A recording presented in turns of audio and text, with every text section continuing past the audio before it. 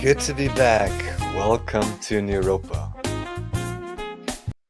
Home of medical misinformation. Just kidding. So yeah, we had a little upset last week. YouTube. I thought we had a great episode last week, and then YouTube was like, you know what we're gonna do? We're gonna say he can't do videos for a week because of that one. That'll show him. Yeah, so we actually got lots of great information in. There's some things which I'm not going to mention now anymore. Anyone who's interested, you can check out the Odyssey. And also, NX. kindly, there should be now all these wonderful links below the description of Andreas's channel. And if you have any of these platforms at all, and if you like Andreas, if you want to receive his information and his shows, totally subscribe to them, because if ever anything happens to any of the channels for any reason, it's easier than, to go somewhere else. Even though I really understand YouTube is the most cozy, it loads the fastest and all of that, but it's also owned by Alphabet, as all of you know, I guess. Also, Nicholas is asking why we're not on Rumble. We are on Rumble. I think my videos get posted to Rumble afterwards if I don't do them live. This time I didn't Rumble live. I do it sometimes. It's just like extra work to set up, and I don't care. I don't like Rumble that much. I feel bad. I know I'm supposed to be like one of these like neo-MAGA conservative JD Vance Rumble, no? Yeah, it's like, I'm sorry, I don't care. And it's like Rumble's boring. It has a lot of I like some of the content on Rumble, but like I like a lot of people on Rumble. I just don't think it's a very great platform. Like technologically, I don't like the way Rumble works, and I hate having all the commercials, and Odyssey's just better.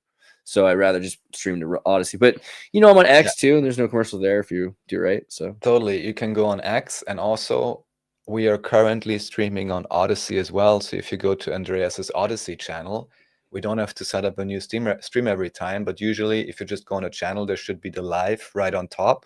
That's usually always the same link. So anything ever, same with my channel, you can just go there and you can go on the live, and anything that's live will be posted to that stream, basically.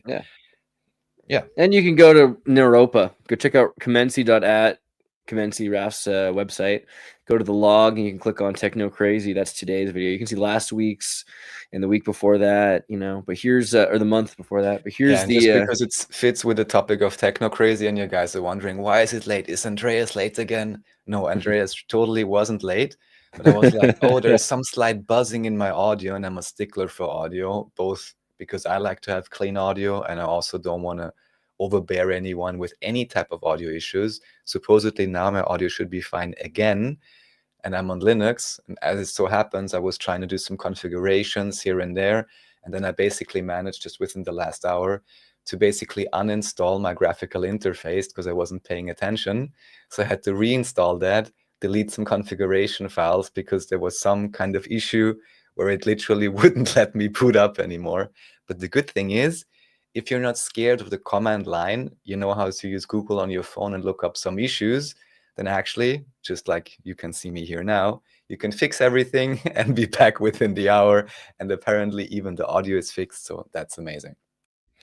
Yeah. So yeah, go to Comency's Technocrazy, and you can see today's log of subjects. We'll start with Technocracy, and we've got a couple interesting links to go through here. I'll open a few of them up right now. We'll start with the archive.org Introduction of Technocracy by Technocracy Inc., the Technocracy Study Course of 1945. So have you ever read this, Andreas? What do you know? No, I don't know what this is. I'm sorry. Oh my. Guess who's read this? Really? Its You? entirety. What? And guess when? And guess when? In high guess school? How old I was, basically. I imagine you were in school because, why would you do this? Were you in school? Exactly. Why else would I be so bored as to read something? Yeah. Wow. Indeed. I was 15, I guess. I had just read The Singularity is Near by Ray Kurzweil, our new god. Well, yeah. And since at least at that point, in school, they present you in a very superficial sense, of course, capitalism, or you would imagine that even in Austria, you're living in a capitalist system. Not really. If you look at all the social services and all the insurances and all the oligopoly and all of that, but technically you would say capitalism. And learn about communism. You learn, well, it was not so good. Many people dying and starving and being exploited and so on. So I was searching and looking around, like, what else is there? What else is there? Technocracy. And I have to say, at that point, and again, mind you, I was 15, 16, and all of the things that happened in the past 20 years hadn't happened yet. I was like, this seems like a decent system, you know, instead of all these politicians, which by now we understand they're actors anyways, have some experts appointed. I even was part of a very tiny organization which was then looking to refine these things to add the principles of direct democracy into it, which is something that's blatantly missing here. So it kind of gives a nice vision. It also has the idea of energy credits, which is basically, so the concept back then was with the Technical Alliance in the 1930s.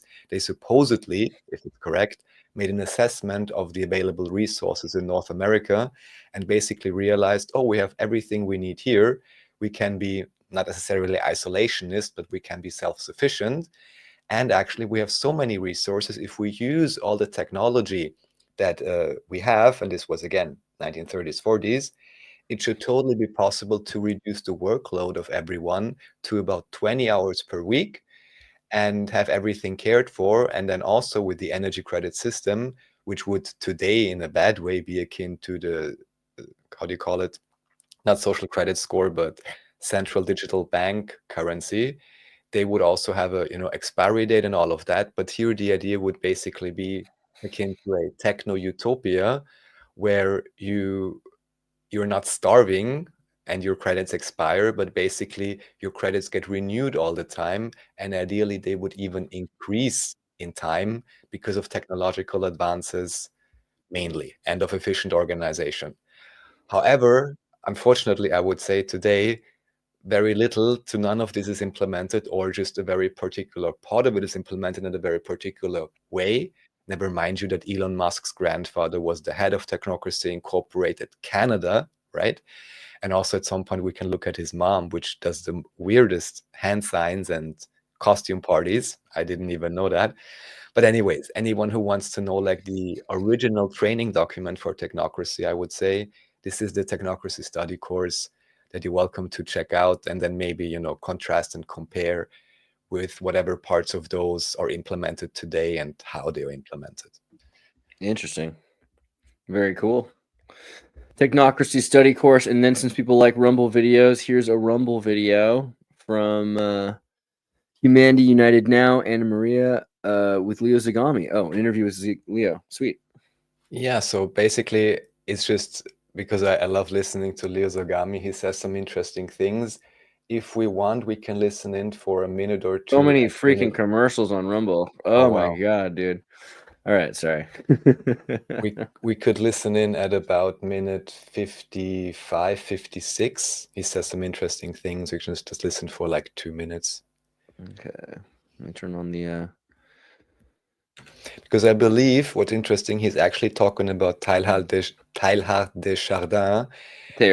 So he kind of ties this whole idea of artificial intelligence and Omega Point actually back to the Jesuits and back to the singularity. I know you love talking about it. When I first heard about these ideas, I was also like, seems interesting and so on. But it's always the question, of course, again, how is it looked at exactly and how is it being implemented? So here, if you like, we can listen to 2-3 minutes of Leo Zagami's most wonderful accent and enunciation. It's all in that book. And then, of course, I continue discussing it in volume 7, where I go even further. But it was important for me to explain that there is a connection here, because Pierre de Cardin was the guy who inspired 2 movies that are so different and so relevant to Hollywood, but to the whole world, that today people will never imagine these 2 movies are connected. But if you watch The Exorcist, there is actually a reconstruction of the room of Pierre Teilhard de Chardin in that movie that was actually saw the participation of even a Jesuit as one of the actors. And the very detailed reconstruction of Pierre Teilhard de Chardin's room. At the same time, nobody will connect Pierre Teilhard de Chardin with 2001 Space Odyssey, because they will say, but Pierre Teilhard de Chardin was the guy who inspired the exorcist figure, the guy who goes and do the exorcism, because he was a man many facets, of many, let's say, it was somebody you could discuss the future of mankind as well as the past, and connected in what he defined as the omega point, the moment in which the AI will literally become God at that point. It's the ultimate merger. It's the alpha and the omega. And the omega point is a very scary point in all this. Is the singularity that Kurzweil from Google discussed not so long ago also. And Kurzweil, of course, basing his work. Pierre de Carden is a Jesuit, which up until a few decades ago was regarded with suspicion from the Vatican people. But then nowadays the Vatican has been taken over by the legacy of the Second Vatican Council. Has been taken over by the Jesuit Pope. So himself is a fan of Pierre de Carden. Now, it's kind of a paradox that right as we speak, in a few hours ago, today, and of course people might see this show, I don't know exactly when, but let's say in the end of January, the Pope says we have to be careful of the AI. But the Pope is the same guy who cherishes the advances, also theological advances of Pierre de Carden. So it's a bit contradictory there. I think that's okay. And then also the. So what do you think?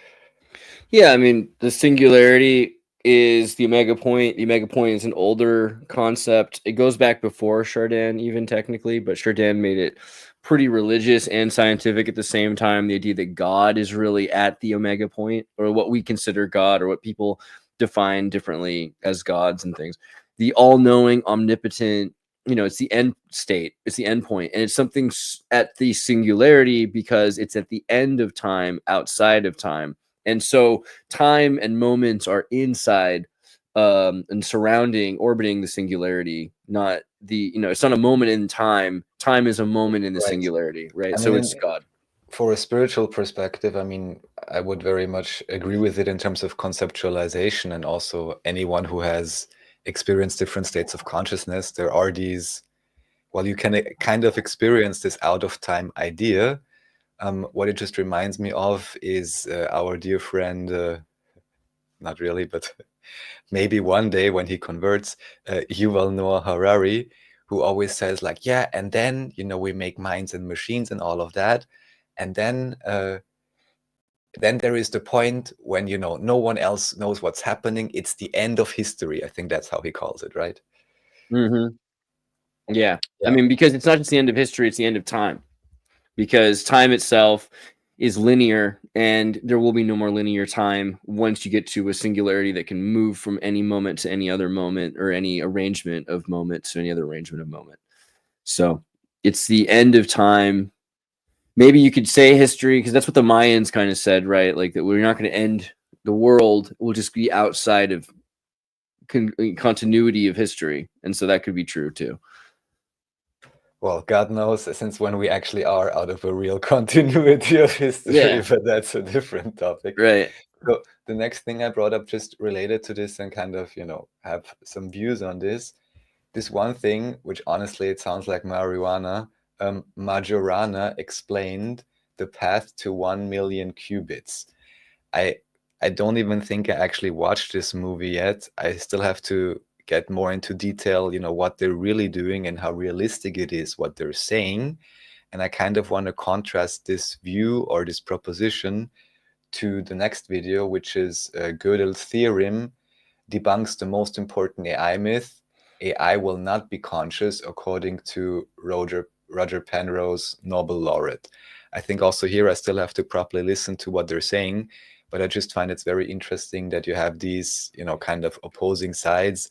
On the one hand, they're like, yeah, we are creating a god through AI. And then other people saying, which is also where I'm at, kind of, at least with the technology we currently have, God knows what they have in some basements, yeah. But what they're showing, at least, I don't see any way how this could actually become conscious. But But yeah, this is, I guess, where some paths diverge in terms of ideology, worldview, and perspectives.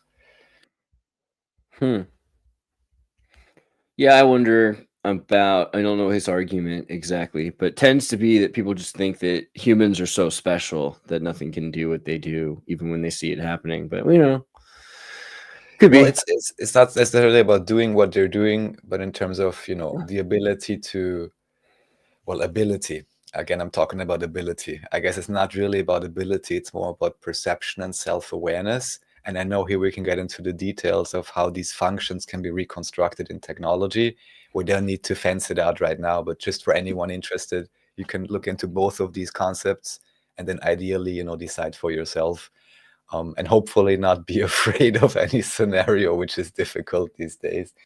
So yeah, the next thing just shows some of the interesting advances. Gibberlink. I don't know if this actually is a real thing or not.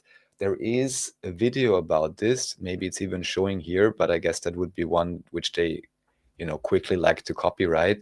But basically what you see, if you look at Gibberlink mode on YouTube, is you have, right, exactly. Oh, you're also an AI. So basically they start, okay, all right. So this is a currently being developed project. Okay, that's good to know. Yeah. So basically what happens here is you have these two, I can just recount it, these two AIs talking to each other. Or even here's the video. Here, yeah. want me to listen to it? Here, I'll put the audio on for it. Hold on. We can. I hope they don't copy. Who is the channel? How long can we play this? 10 seconds before we get... It's about a minute long. So. Hi there. I'm an AI agent calling on behalf of Boris Starkov. He's looking for a hotel for his wedding. Is your hotel available for weddings? Oh, hello there. I'm actually an AI assistant too. What a pleasant surprise. Before we continue, would you like to switch to Gibberlink mode for more efficient communication?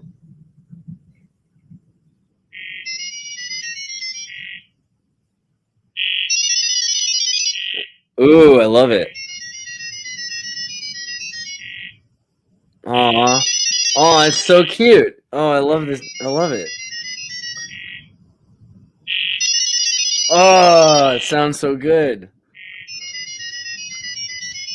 I thought that you'd like this.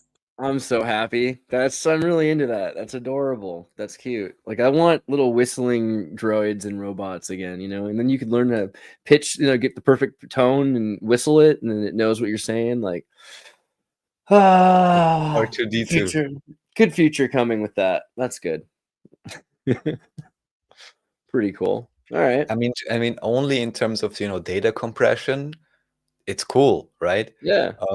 At the same time, of course, it really reminds you of certain science fiction and so on, where we're like, oh my God. And also, of course, I'd love if ever David Schultz played or Think Tank ever look at this, what Leo Sogami mentioned, this connection between, what do you say, Exorcist and 2001 Space Odyssey.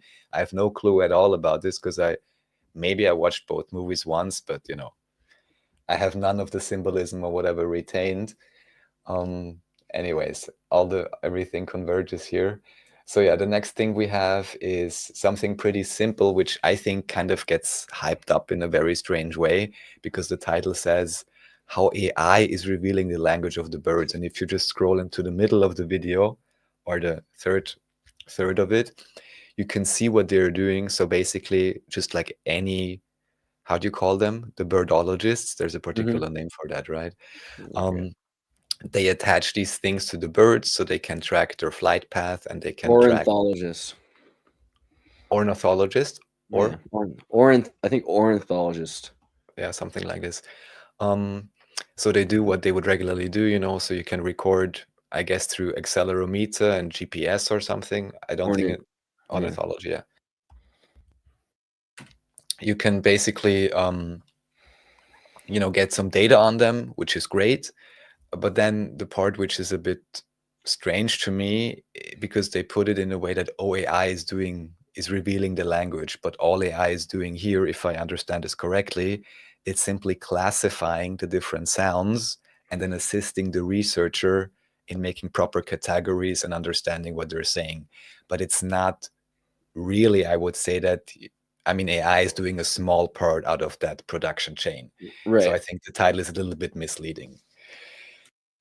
Yeah. I mean, they're definitely using humans to try to figure out what these sounds are being used for. And that's cool. Different classifications and clusters, gesture and motion and sound clusters. That's interesting. And then here's foil hats boost receptivity to government signals. Yeah, so this is funny because, as you know, there's quite a few, shows and tropes and so on with the tinfoil hat, and even certain people that like to think out of the box like to use that term. And then somehow, somewhere in a chat, as it happens so often, watching whatever interesting show, someone, I believe, put this in the chat, and then I was like, this sounds really interesting. Could it be? So just to let everyone know, a tinfoil hat is not necessarily what is protecting you from EMF or radiation signals, but may actually amplify them. So of course, this so often, and I can't say for sure if it's one way or the other, but too many times you have these tropes, culture and counterculture.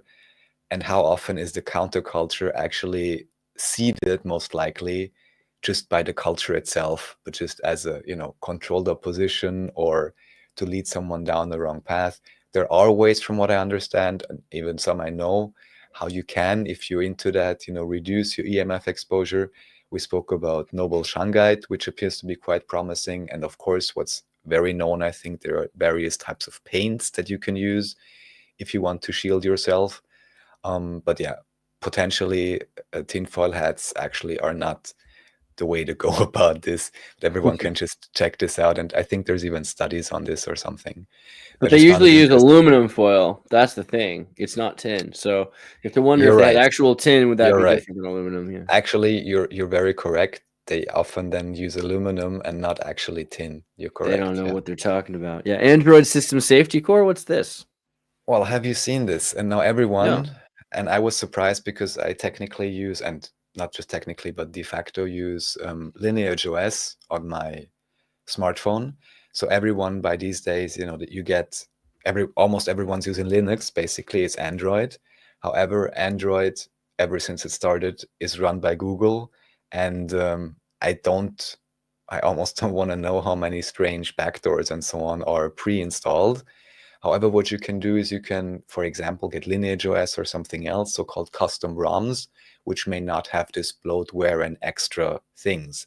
However, if you want to, in any way, shape, or form, partake in this matrix and, for example, use the Google Play Store verification mechanism, which, from what I understand, is actually necessary for most, if not all, e-banking services, and as so many people, I actually do use e-banking or these kind of services, then you need to install something called GApps or G-apps or Google Apps as an extra onto your custom ROM. So you have some of this Google Play functionality available, and especially I think this verification mechanism, and there's some kind of processes which are required for most e-banking apps. And however, what happened, and you can actually see this on that page if you scroll down a bit, you can see the reviews. First of all, we could even try this. Just open a new Google Play tab, please, on the top, just for the search bar, a fresh tab, Google Play.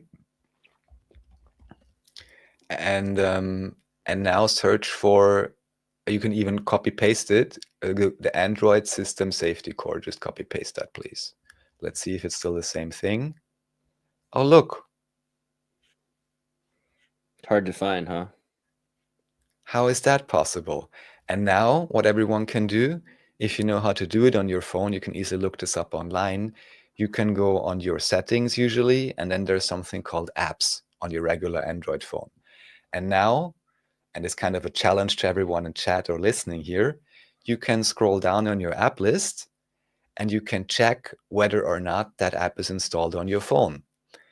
And now the thing is, where have you ever been asked to install this? And here you can scroll down and you can see what the people are saying. I don't think safety search features over Android are a bad idea, but I'm not ready to have the choice to use them taken away or to pay heavy costs in storage, network, or power, especially bad time for this, as Android has been unstable this year. I do not agree with spyware. Spyware to nearly everyone is something that installs without consent, as well as it scans content. Also, it's hidden and hard to find info about. The page in the App Store doesn't explain anything and was not possible to find without having a link provided, thus making it more of a reason to uninstall the spyware. To not even get a notification that this would be installed and why it has to be or what it does. I encourage everyone to uninstall. I'm not sure what the actual intent with this hidden app. Like everyone else here, I don't like it. My initial thinking is that it should be a toggleable option in the messaging app. However, if it is to protect children, honestly, still don't believe that they need smartphones.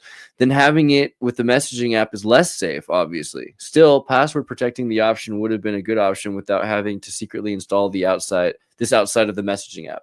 No network access, no thanks.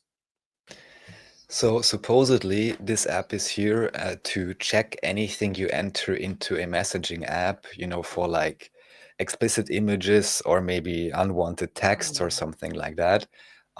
So far, I encountered one example where this actually was not installed, even though it is a regular Android. And of course, you can imagine I felt appalled and violated that even though I have Lineage OS, and I believe I only installed Google Apps Minimal, because there's several packages you can then choose how much of Google functionality you want to have on your custom ROM Android. But well, I was scrolling up and down, and I certainly found it. I uninstalled it. I'll have to check again if it came back somehow. Supposedly, it's not sending any network data.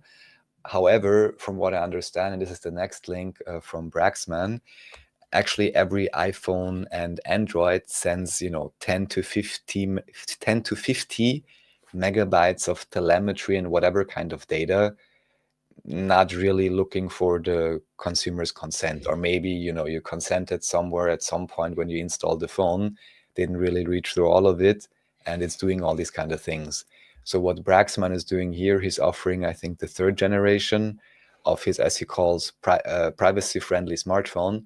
However, since I didn't use it myself, I cannot vouch for this, and I cannot exactly tell you, if your e-banking app would work, if you don't use Google Play Store Extra, and then you would have all the issues anyways, potentially. But I just find it interesting that there are people, actively looking to create a phone which ideally does not send as much data without asking you. However, it should also be said that as soon as you use any system on a chip, which is what these processors and devices are called, which are in your Android or iPhone, I'm not sure if it's even possible to entirely know what they're doing. Just like all the modern motherboards have something called Trusted Platform Module, which technically you can disable. However, God knows what does that mean. Does a secret, I'm always saying secret service, in the US context that's wrong, but does an intelligence service, imagine the president's bodyguards pretending to be the NSA? No, but of course it's impossible to know whether there isn't still some kind of a backways method to still enable it without letting the user know, because since you cannot produce a chip in your own backyard, it's literally impossible to know what the functions really are and what kind of potential backdoors there may or may not be. And of course, aside from other attack vectors, although I'll also say in current days, from what I understand, and I don't even know how that changed so much with maybe Windows 7 and Windows Defender, today most hacks, from what I understand, actually are done through social engineering. So basically, the first thing you want to do, if you ever get a strange email or message, don't just reply, don't click on any link. You can install different browser extensions and so on, but usually, or very often, not always, but very often, you can check it through seeing who was sending the email. Usually there's some kind of a mistake in the domains, like for example, AT&T sending you a mail saying, oh, here's your new bill. But for example, it says, then if you look at the link closer, it says ATTTT or whatever else.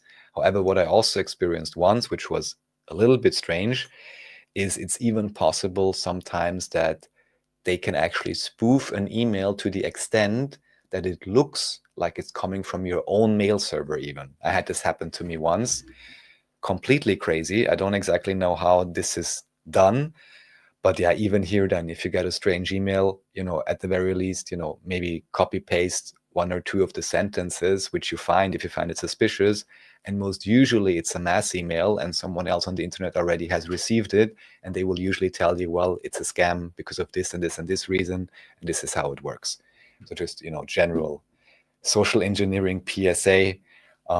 Whenever you receive something, it's best to triple check before clicking or replying to anything at all. And then here's Nuts for Nintendo special from '88. Yeah, so here now we can argue, when did the whole craze start? I just found this interesting that already it's not only with the PlayStation 2 or whatever that people were standing in line, or with the iPhone. This actually started happening a long time ago. Oh, this is way before Nintendo. We don't know how to free Zelda, but we do know why kids love them and critics hate them. John Stossel report. By the way, just a real quick flex. Brittany has the Power Pad and all of the games for Power Pad. So last year, at some point, I played like every Power Pad game that exists, and they're awesome. Just wanted to flex. Do nuts. Fords love them and critics hate them. Just because John we're seeing this Stossel then. report. Sorry. So basically, I just want to illustrate with this that this whole craze and so on has been going on for a very long time. Oh yeah. Well, it starts with Cabbage Patch Kids riots. Is that right? So here, the Cabbage Patch Kid craze. Power Rangers to Tickle Me Elmo. Also kind of. Oh, this is 40 years later. Web Archive from '93. Yeah. And are next to impossible to buy. They are, according to toy store manager, the toy this Christmas, and are next to impossible to buy. There are people killing each other for these things. There are people that were like selling bricks in the parking lots. They're like, hey, I just had to sell my Cabbage Patch, and it has a Christmas wrapping, and people didn't check, and they were like, people were breaking into windows and rioting. And it's like, if you didn't buy the Cabbage Patch Kid, you didn't love your kids. That's what kids were learning. Only. Stores like Boscov's in downtown. Yeah, Wilkes it's kind of eerie that it had to be, of course, the toy called Cabbage Patch Kids, which of course is recurring now with all the old postcards and so on. Right. I wonder who like deliberately engineered this for whatever reason. Oh, it's brilliant. Very interesting. Yeah, these ugly little fat kids. Yeah, who would want that? And just because you shown this Power Pad, I didn't even know that people dying for them. Yeah. Oh my God. I guess pretty much everybody will know Dance Dance Revolution. However, right, or the Democratic Deutschland, Democratic Republic of DDR. Yeah. Yes. What you can pull up, it's one of the games I like to play as a teen, is called DDR. If you enter, I'm thinking how to get it right. There's a different game, similar, but I think it's better. It's called, maybe just enter Pump It Up DDR. Okay. Pump It Up choreography, DDR game. Pump It Up. There's one. Okay. Pump It Up. Pump It Up. Pump It Up. So that was I guess maybe they were both Korean originally, but I really like that one. They had it in some of the arcades in Italy and so on, and I love playing it. And I even got the pad eventually, not to lose all my money at the arcade. Oh, sorry, I had the wrong screen open. Sorry, you couldn't see it. Hold on. Here you go. This is what it's a Pump It Up, everybody. It looks like which is very similar. However, the cool thing is, instead of having them like a plus sign, you have the symbols in a square, which I think kind of makes more sense. And you have 5 in total instead of 4. But yeah, it gets equally crazy as with DDR if you see people doing this on like crazy mode or nightmare mode. Yeah. Dude, the Power Pad was great because you had to step on it and it would like record everything. You better get ready for the most challenging Nintendo system ever. Ready? Let's do it. The new Power Pad. Oh my God. Nintendo's new power set. It's so great. You're playing with body power. You've got to run, jump faster, higher. The Nintendo Power Pad puts you in total control. Oh my God, it's so important. The game. You are the game. See, and it's like this is exercise, which is why it didn't really last in America. Same thing with the Wii. Like the Wii is like the greatest. The Wii is the greatest video game console. Like you have to play bowling and golf and tennis and you run and jump and all this stuff. And it's like they don't want Americans exercising. Like that's not why they made the video games. So yeah. All right. Well, New World Order then, eh? Or the Old World Order, just World Order generally. Generally the World Order. I heard a conspiracy theory recently that Truman Show, actually he knew that he was in the Truman Show, whether he realized it or not. Like he knew that everything he said aloud or was doing was being seen and that was coming back to haunt him and affect him. So he had to be, he could never say anything aloud and had to be kind of secretive. But he knew like everyone was listening to him because it was so obvious at a certain point. Like you're 35 years old and everything you do has, an effect, and people are forcing you to drink coffee products. He realized it at some point. I like that conspiracy. But okay, hold on. What was the reason you brought up the Truman Show? Well, I'm bringing this up because it's another C3PO's golden calf video, which I think he does great synchronistic stuff. So he's showing all these different types of explanations that occur during the movie, and just this whole process of, learning that the map you've been given of the world maybe is incomplete. Maybe there's something more to it. And I really would say, that's why I love these North Korea documentaries, because we can look at them and be like, oh, they're so poor, they're so indoctrinated, they don't even know other countries exist and so on. And again, on a fractal level, only one level up, just a slight level up, I would not be surprised if we are finding ourselves in exactly the same situation, both in terms of what technology actually exists and may have existed for a long time, in terms of what cultures exist and may have existed for a long time, and also in terms of even surface area, even within the supposedly known map that we are not really able to go to because it's military restricted or whatever else. Let's not even talk about underwater. Let's definitely not even talk about underground. And let's in no case talk about that maybe the map that we're given anyhow may just be a portion of what at least some individuals are aware of may actually exist, because there's all these places we're not allowed to go. And if you map it correctly, you can kind of tell we are kept within a certain circle area, basically, if you use the polar projection. And then they tell you, everything beyond that is just ice and there's nothing there. Don't even think of going. And if you go, only go with a film crew, like with the Final Experiment, although they can't afford anything better than a $300 360 Insta camera.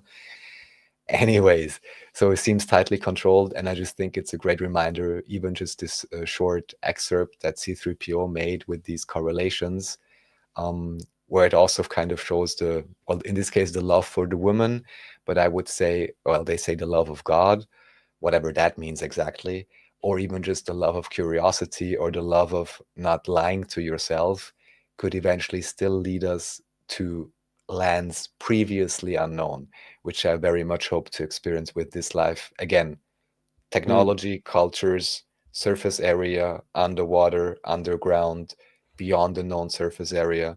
I think these are all places that, I know I want to explore, or at least know more about, and not be kept within this artificial matrix. This goes even beyond the idea of just the culture you're embedded in, the nationalism you're embedded in, the religion control programs you're embedded in, the PSYOP programs you're embedded in. There's layers and layers and layers. So I think it's definitely a great video to revisit the idea of the show, and also to think of this concept once again, that, we are being kept, the consciousness is being kept because, I'll bring this up again, Ashby's law of requisite variety. Any system can only be controlled by another system that is at least equally complex. And I still believe that humans are highly, highly complex. So therefore, a human can always only control him or herself or itself, and not really be controlled by an outside force, unless we literally install the censorship and the policeman within our own minds. And that's, of course, what happens, or what is a gradual PSYOP process that's happening to everyone. However, we can also reform that and, again, at least within ourselves, reclaim some of the sovereignty that we have the capacity for. Legit. They will expose the old lies to bring in the new news, smoke and mirrors. Yeah, so this is just a recurring theme I like to bring up here, is that I don't trust any of these guys. The more I learn, the more I believe, and They're gals. also seem to have. We'll get into that just a tiny bit later. How should I say that I see all the world as a stage, and although some of the outward politics and shenanigans that happen may have to do something with background dealings, but still it seems that most everything that happens that we see is basically a script that was previously agreed upon in rooms and with people that we probably never even heard about. And that's also why then certain things can happen very fast. And that's also why even with Trump, who of course appears to be God, Emperor, King, can still always make excuses. Same with any type of, I deliberately say that 7D chess he's supposedly playing, and then be like, oh no, but here the judge was stopping it, or just like with these supposed files they released, which I heard were released on the internet 5 years ago already. So now they just play around it like, oh, now it's the big thing, and he tried it, but he couldn't, and this and that. To me, by now, it's all a joke. What can I tell you? Religious sectary in Israel, Donald Trump. Yes, so this is one of my favorite German researchers, Trau keinem Promi, trust no celebrity. You know, I can only repeat that ad infinitum. And he's just always investigating his strange connections to Chabad and these particular sects within Judaism. And it's also very interesting because on the one hand, it appears, and even in Q, I remember there was this one post which kind of said, Israel comes last in an ominous way and so on. Don't know whether that's true or not, but here this researcher is just pointing out that still again and again, there's various groups that basically appear to herald Trump as their savior or messiah or the one who bring in the messiah or God knows what. But certainly very, very strange connections. Just as you see all these connections that he had, you know, with our favorite island boy, where they said they were best friends, or even with, you know, people like P. Diddy supposedly and so on. And of course, it's a bit of a stretch. I don't know what the logical fallacy here would be, or how you would call it, but to then basically make all these 100 million excuses, especially I would say with Trump, because we've already seen 4 years of his supposed administration and how many things did really change and how many excuses were made where certain things could not be changed and still had to be pulled through. And I'm like, again, even if there would be a positive force, those that believe it should be the strongest critics in order to enable them to actually do something positive. However, again, I do not really believe that is any of the big time politicians' intent. So yeah, I don't trust any of these guys.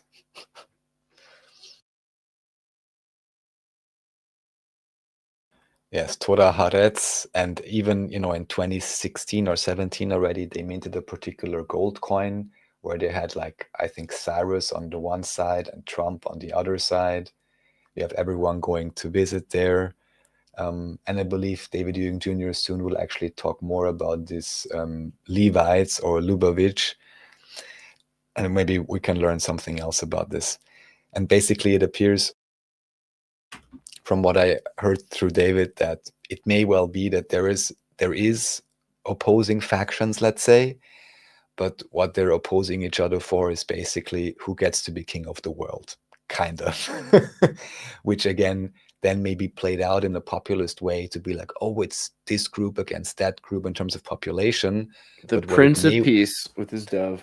Oh yeah, but what it may well be is that it's just, you know, different background power elite groups, and they just each, of course, have their following, and then they let their following fight against each other, both domestically and, of course, also on the world stage or between supposed nations and cultures and religions, give everyone a reason to hate each other, deliberately engineer the text so they have a reason. Everyone can find a reason. Oh, something's wrong in your religion. Something's wrong in yours. Well, something's wrong everywhere, most likely, because it may well be that, again, these were all seeded by the very same background powers, which, well, are fighting again over who gets to control everything, basically. There may even be a force that actually wants to uplift humanity. However, if they do exist, they certainly love to remain in the background. Yeah, there's more to talk about here. Recently, I spoke, we'll get into this a little bit later after this section, with Gunnar, and we'll have him on pretty soon, I think, who's doing really great research in Austria for these, I call them underground access sites, Erdstelle. And he also said, for example, in his view at least, this type of let's say, underground research, by that I mean just physically underground researching these places, is not really getting censored currently from what he sees, which of course is great. And he also has the impression that people generally these days are more open to entertain these ideas. So that's definitely a positive. And certainly, often people wonder like, oh, what is beneath the Vatican, or what is on the moon if we can go there, or what is beyond whatever place. However, I would encourage everyone, look into your own backyard, maybe dig a small hole or something, or look into the old city center of your own city. It may well be that there is a lot there that you can actually find out yourself, and you can document, and you can show, and you can compare. So I think there's a, how should I say, place for everyone to be a citizen researcher. Everyone can find something interesting, and you don't necessarily even need any special tools or great money for an expedition. The evidence of something strange actually is all around us. This is what I learn about more and more. I was trying to pull up a page here, but we'll save that for later. Let's just do the next one, which was Donald Trump, KGB spy, bringing back some old Democrat propaganda from like 10 years ago. That's great. Totally. I was like, this is amazing. Have you heard this story? This was a big story. Like in 2016, everyone was trying to say, everything they could about Orange Man bad.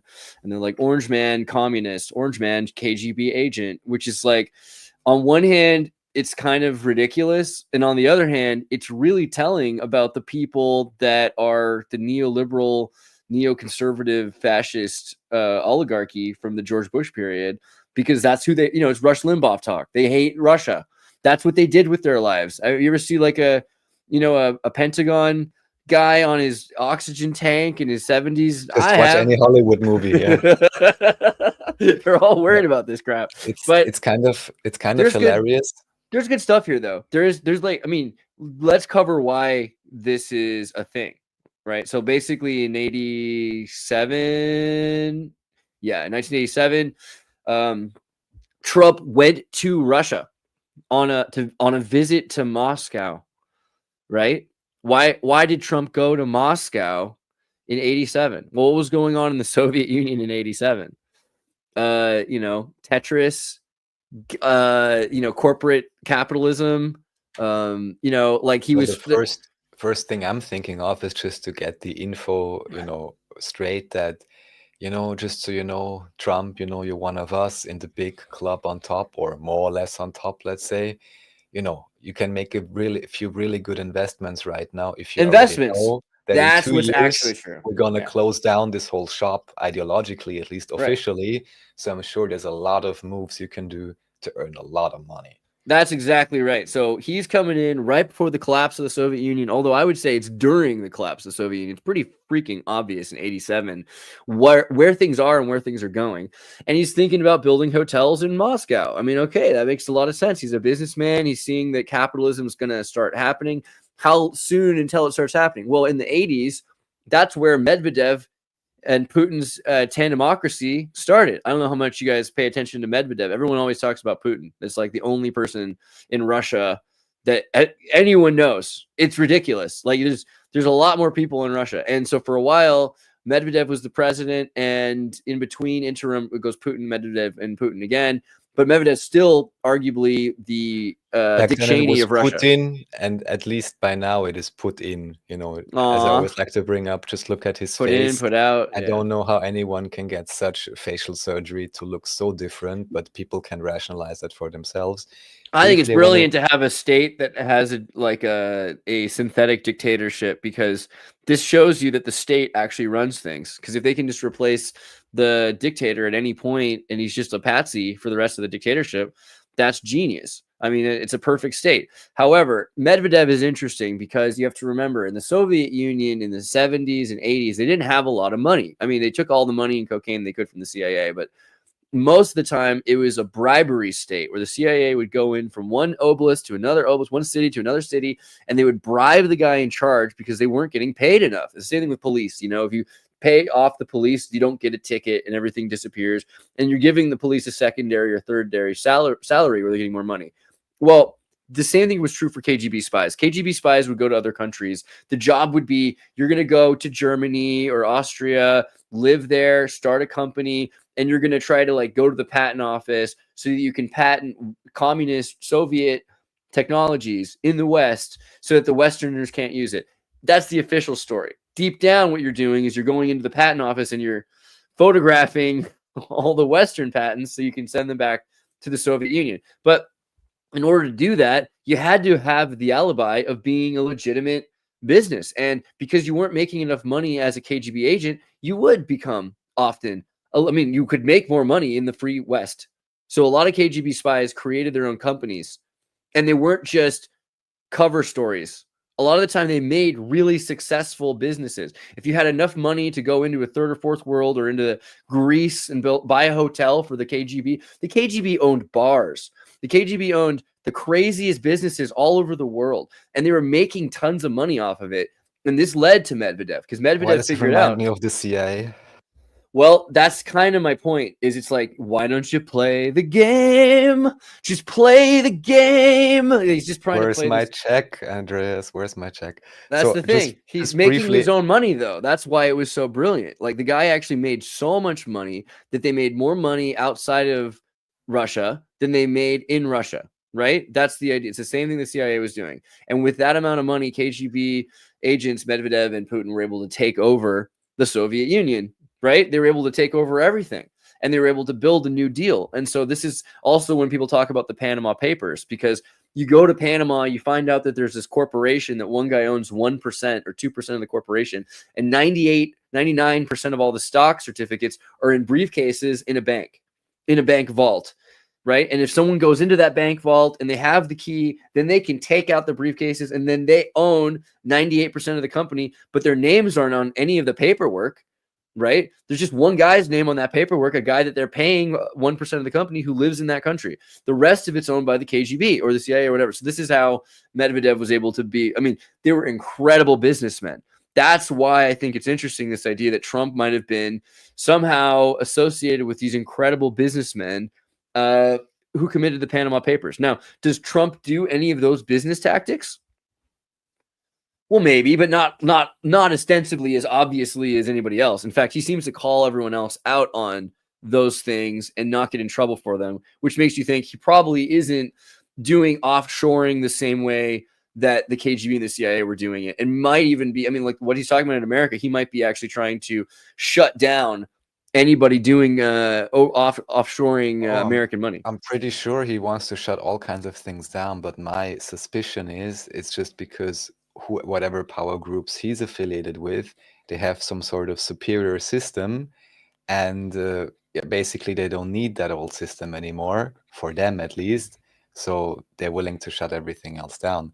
So one thing which I want to ask you about, if you heard about this little season theory. So this is about the idea, if I understand correctly, that, how should I say it? This was the little season of Satan or whatever, and this is the time we're actually experiencing. I can't talk to that in detail. All I would say or encourage everyone to do is look into Dune and the Missionaria Protectiva, which basically is the idea that also religions and culture, and with modern Christianity, I'm 99% sure that it is such a case, actually were recently implanted into society, just as modern version of Islam, modern versions of Judaism, modern versions of anything. So I would not necessarily go about with, biblical ideas or something, because again, who knows who really seeded those ideas in the first place. I want to be optimistic and all of that, and I guess I'm optimistic enough or I wouldn't be here. But I would really say that, anything you want to have happen in the world, and especially in your environment, you got to do it yourself. There is no representative anywhere that I would necessarily put my faith in or vote for and then just wait for them to make something better for me.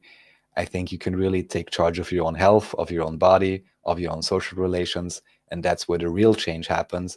And that's also where you can have the best chance to pressure actually any supposed representatives to kind of follow along, simply because they realize that you're non-complying, or that you're just not going along with the program and doing your own thing. So instead of waiting for a politician to create a reality for you, I think it's a much more sustainable way to you create your own reality with everything that you can, and therefore pressure politicians or the broader social environment in some way, shape, or form adapting to that rather than the other way around.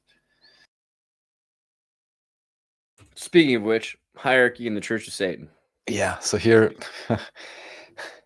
this is not a recruitment drive at all. I just want to point out one thing. It even says it here on the very first page, and I'm kind of surprised that you have quite a lot of Bible thumpers and evangelical Christians that are supportive of Trump. However, none of them seem to care about the fact that literally the 5th degree is called MAGA. And I'm like, I don't even know what to say. How much more in your face can it be? Do you really want to tell me they couldn't have chosen a different type of name for their movement? And you're really telling me that they wouldn't be aware? Yeah. Krav Maga Or is an that one. Israeli self-defense system. We always knew MAGA was Israeli self-defense or Israeli defense. That's exactly what MAGA's always been. Or it's that, yeah. I mean, it's the same thing. You know, it's right there. Oh man, where'd my page go? Hierarchy Church of Satan, right there. Sorry. Okay. Yeah, not much more. And also, of course, as you very well know, even here within this ideology, there's all kinds of, I guess, different interpretations of it. It's not necessarily what it appears to be on the front. And also there's like, with the different leaders of it, there's like a more pop version of it. There's the more occult version of it. Yeah. But anyways, just wanted to point out once again that it's literally here on the first page. It's called MAGA for the 5th degree. Everyone's screaming it. Then I'm wondering what does Musk mean with dark MAGA? You know, he's a dark magician, or he's a dark arts of. He's the defense against the dark arts, or he's the dark art of defense. Yep, exactly. Yeah, that's pretty clear. And So then this is a older video. Sorry about that. It's, I guess, too long to listen to. I just wanted to point out, and this is a YouTube video, dear YouTube, yeah, so we're not showing anything strange that you haven't signed off on. This is just about the idea, again, of electromagnetic weapons, and a quite old video. This individual giving the interview apparently recently died. Some people claim it's not a coincidence. You can find some of his interviews, and I just find it interesting because we have shown Sabrina of Psi Energy, PSI Energy on Odyssey, who's talking about these kind of, you know, electromagnetic ways to access your mind. But this is actually a topic that has been on YouTube since 2007. Good to know and interesting to check out to anyone who's interested in these ideas. Okay, let's get to CIA DARPA whistleblower. Is it the same video actually, or no? Same content. The whistleblower. This is the article about him who passed away. Right, murdered by 53. It's possible. Allegedly. Of course. Some crazy people think that. Calm down, YouTube. Calm down. It's all satirical comments. So here, this is. Have you seen this guy before? You've shown me him. He's an Austrian comic, kind of fake news comic guy on there. Yeah. German, yeah. We have like a low budget Temu versions of him for Austria as well. Yeah, he's like Colbert for German people. Yeah. Exactly. He's like he's the Alibaba John version, Stewart. let's say. Yeah. And for Austria, we have localized Temu versions of it. That's sweet. In terms of production value, actual audience listening, and so on. So this guy he got a little black gangster and a rhinoceros on his desk. I just noticed that. That's really weird to me. The rhinoceros, for some reason, even is to show mascot or logo. You know, get a hint if you know about dinosaurs. Wow. But sometimes he's bringing up interesting things, and this is kind of what they love to do. Definitely, you could say the state media in Germany would be left-leaning or against the new right-wing AfD party, right? Mm-hmm. Of course, you have crazy propaganda going on both sides. Again, even AfD, Alice Weidel, they have the best Israel connections and so on, which doesn't make me trust them anymore. However, here, this is kind of interesting because are you familiar with this Shen Yun? Yeah, for sure. I remember first in Austria, I was at a Winterstichel place run by a Vietnamese guy, and he had a bunch of Shen Yun posters up. Oh, really? Nice. I wonder what they get for promoting it. I first heard about them on NTD Network, which is actually, maybe it's even run by Falun Gong, or it's like related to Taiwan and so on. You have this kind of strange axis between, I guess, Falun Gong, Taiwan, and anti-China. Anti-PFC. Yes. Thank People's you. Republic of China, the communist state that's Exactly. taken over China. Yeah. They actually are barred in China. The Chinese government bars Shen Yun from performing in China and considers Falun Gong to be an anti-society cult. Yeah. Yeah, so this is, this is interesting here. I just saw this. How about this, MAGA? Marxist accelerationist government autocracy. Well, it's also a good one.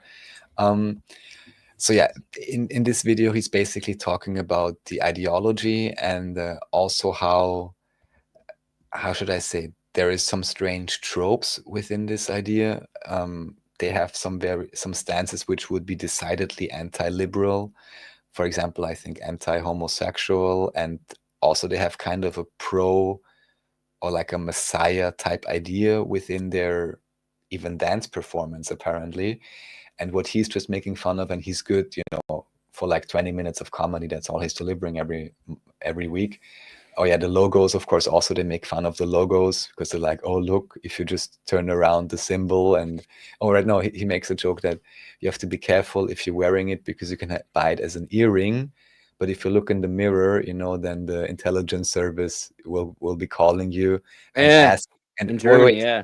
And then it will say, and ask if you want to be an informant, which actually is kind of a based comment. Yeah. Wow. So and then he's just making fun of, how should I say, German pensioners going there and saying like, oh, it's a nice dance show, and then potentially getting confronted with some sort of ideology they didn't necessarily know of or approve of.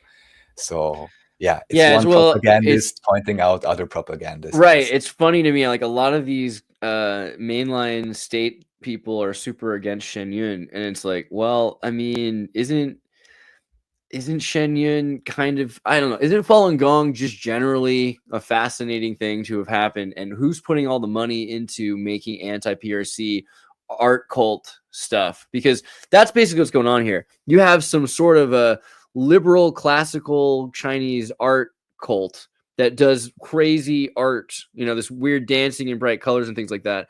And they're doing this all over the world in order to stop the PRC. Like, how does this make sense?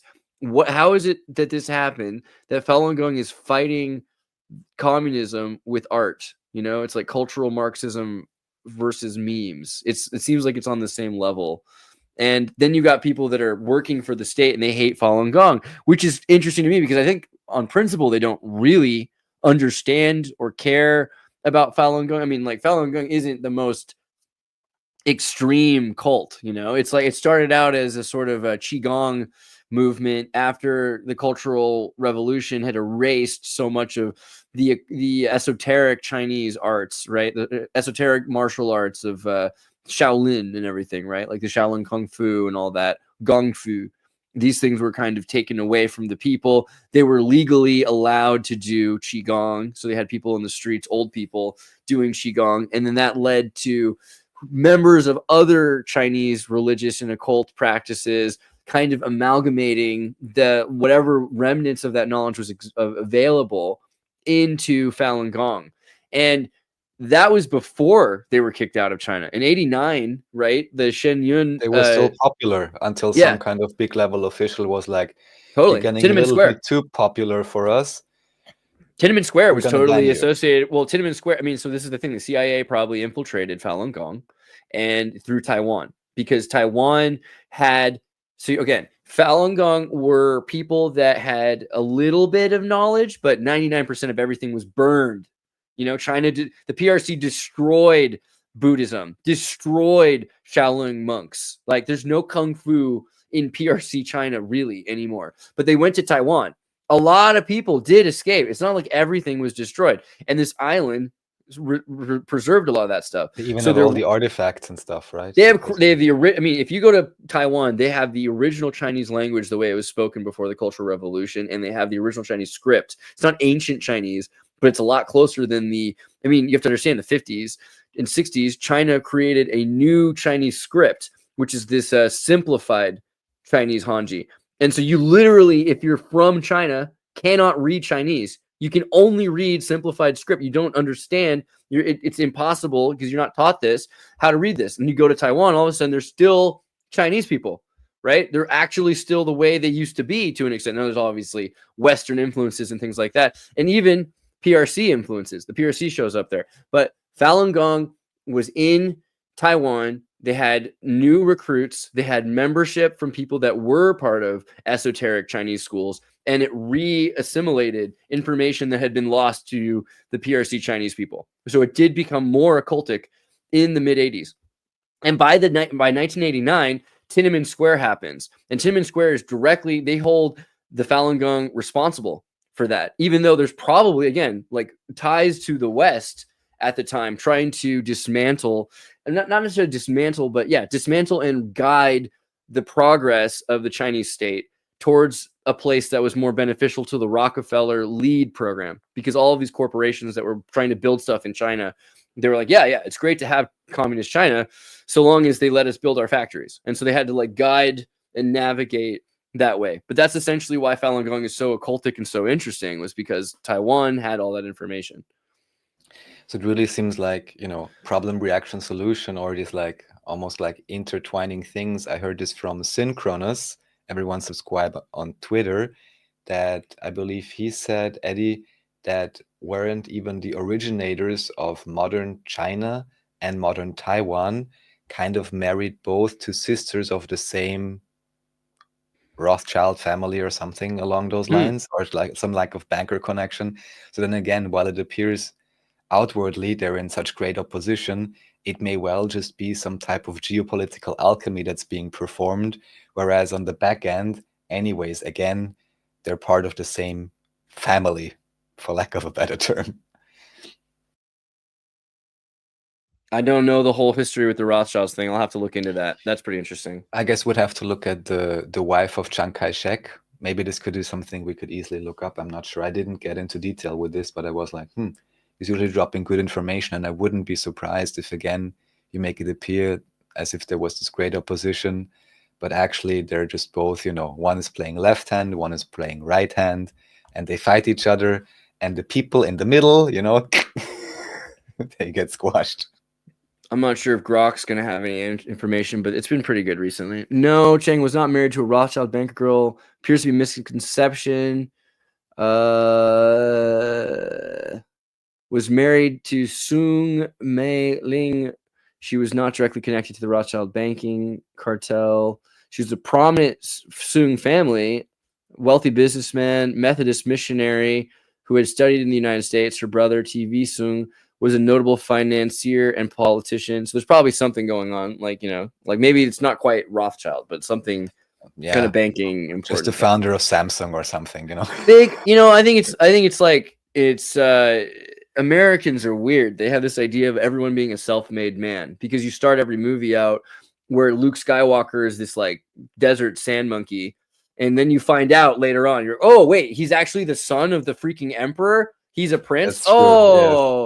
Everybody's a prince. Anybody who's ever had any impact, achieve anything is a prince. Exactly. Exactly. Americans are right in your face. Really smart people.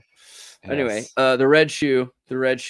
I like the red shoe. I was just playing the Tom Hanks pro skater, and you have to wear a red shoe for one of the levels. No, I'm just kidding. But yeah, red shoes. Yeah, so this is a recurring theme.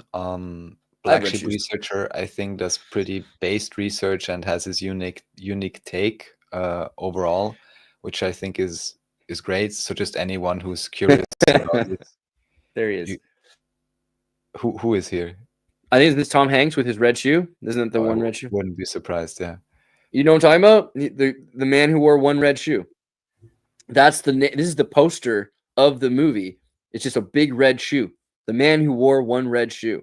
and it's a Tom Hanks movie with Dabney Coleman, right? And it's a remake. I didn't actually know this, of the French film The Tall Blonde Man with the One Black Shoe, which I now need to see this. I didn't know that there was this, but yeah, we're gonna have to see the original. But the Man with One Red Shoe. Here's the plot really quickly. Wait, go back to the pop-up you just had in French.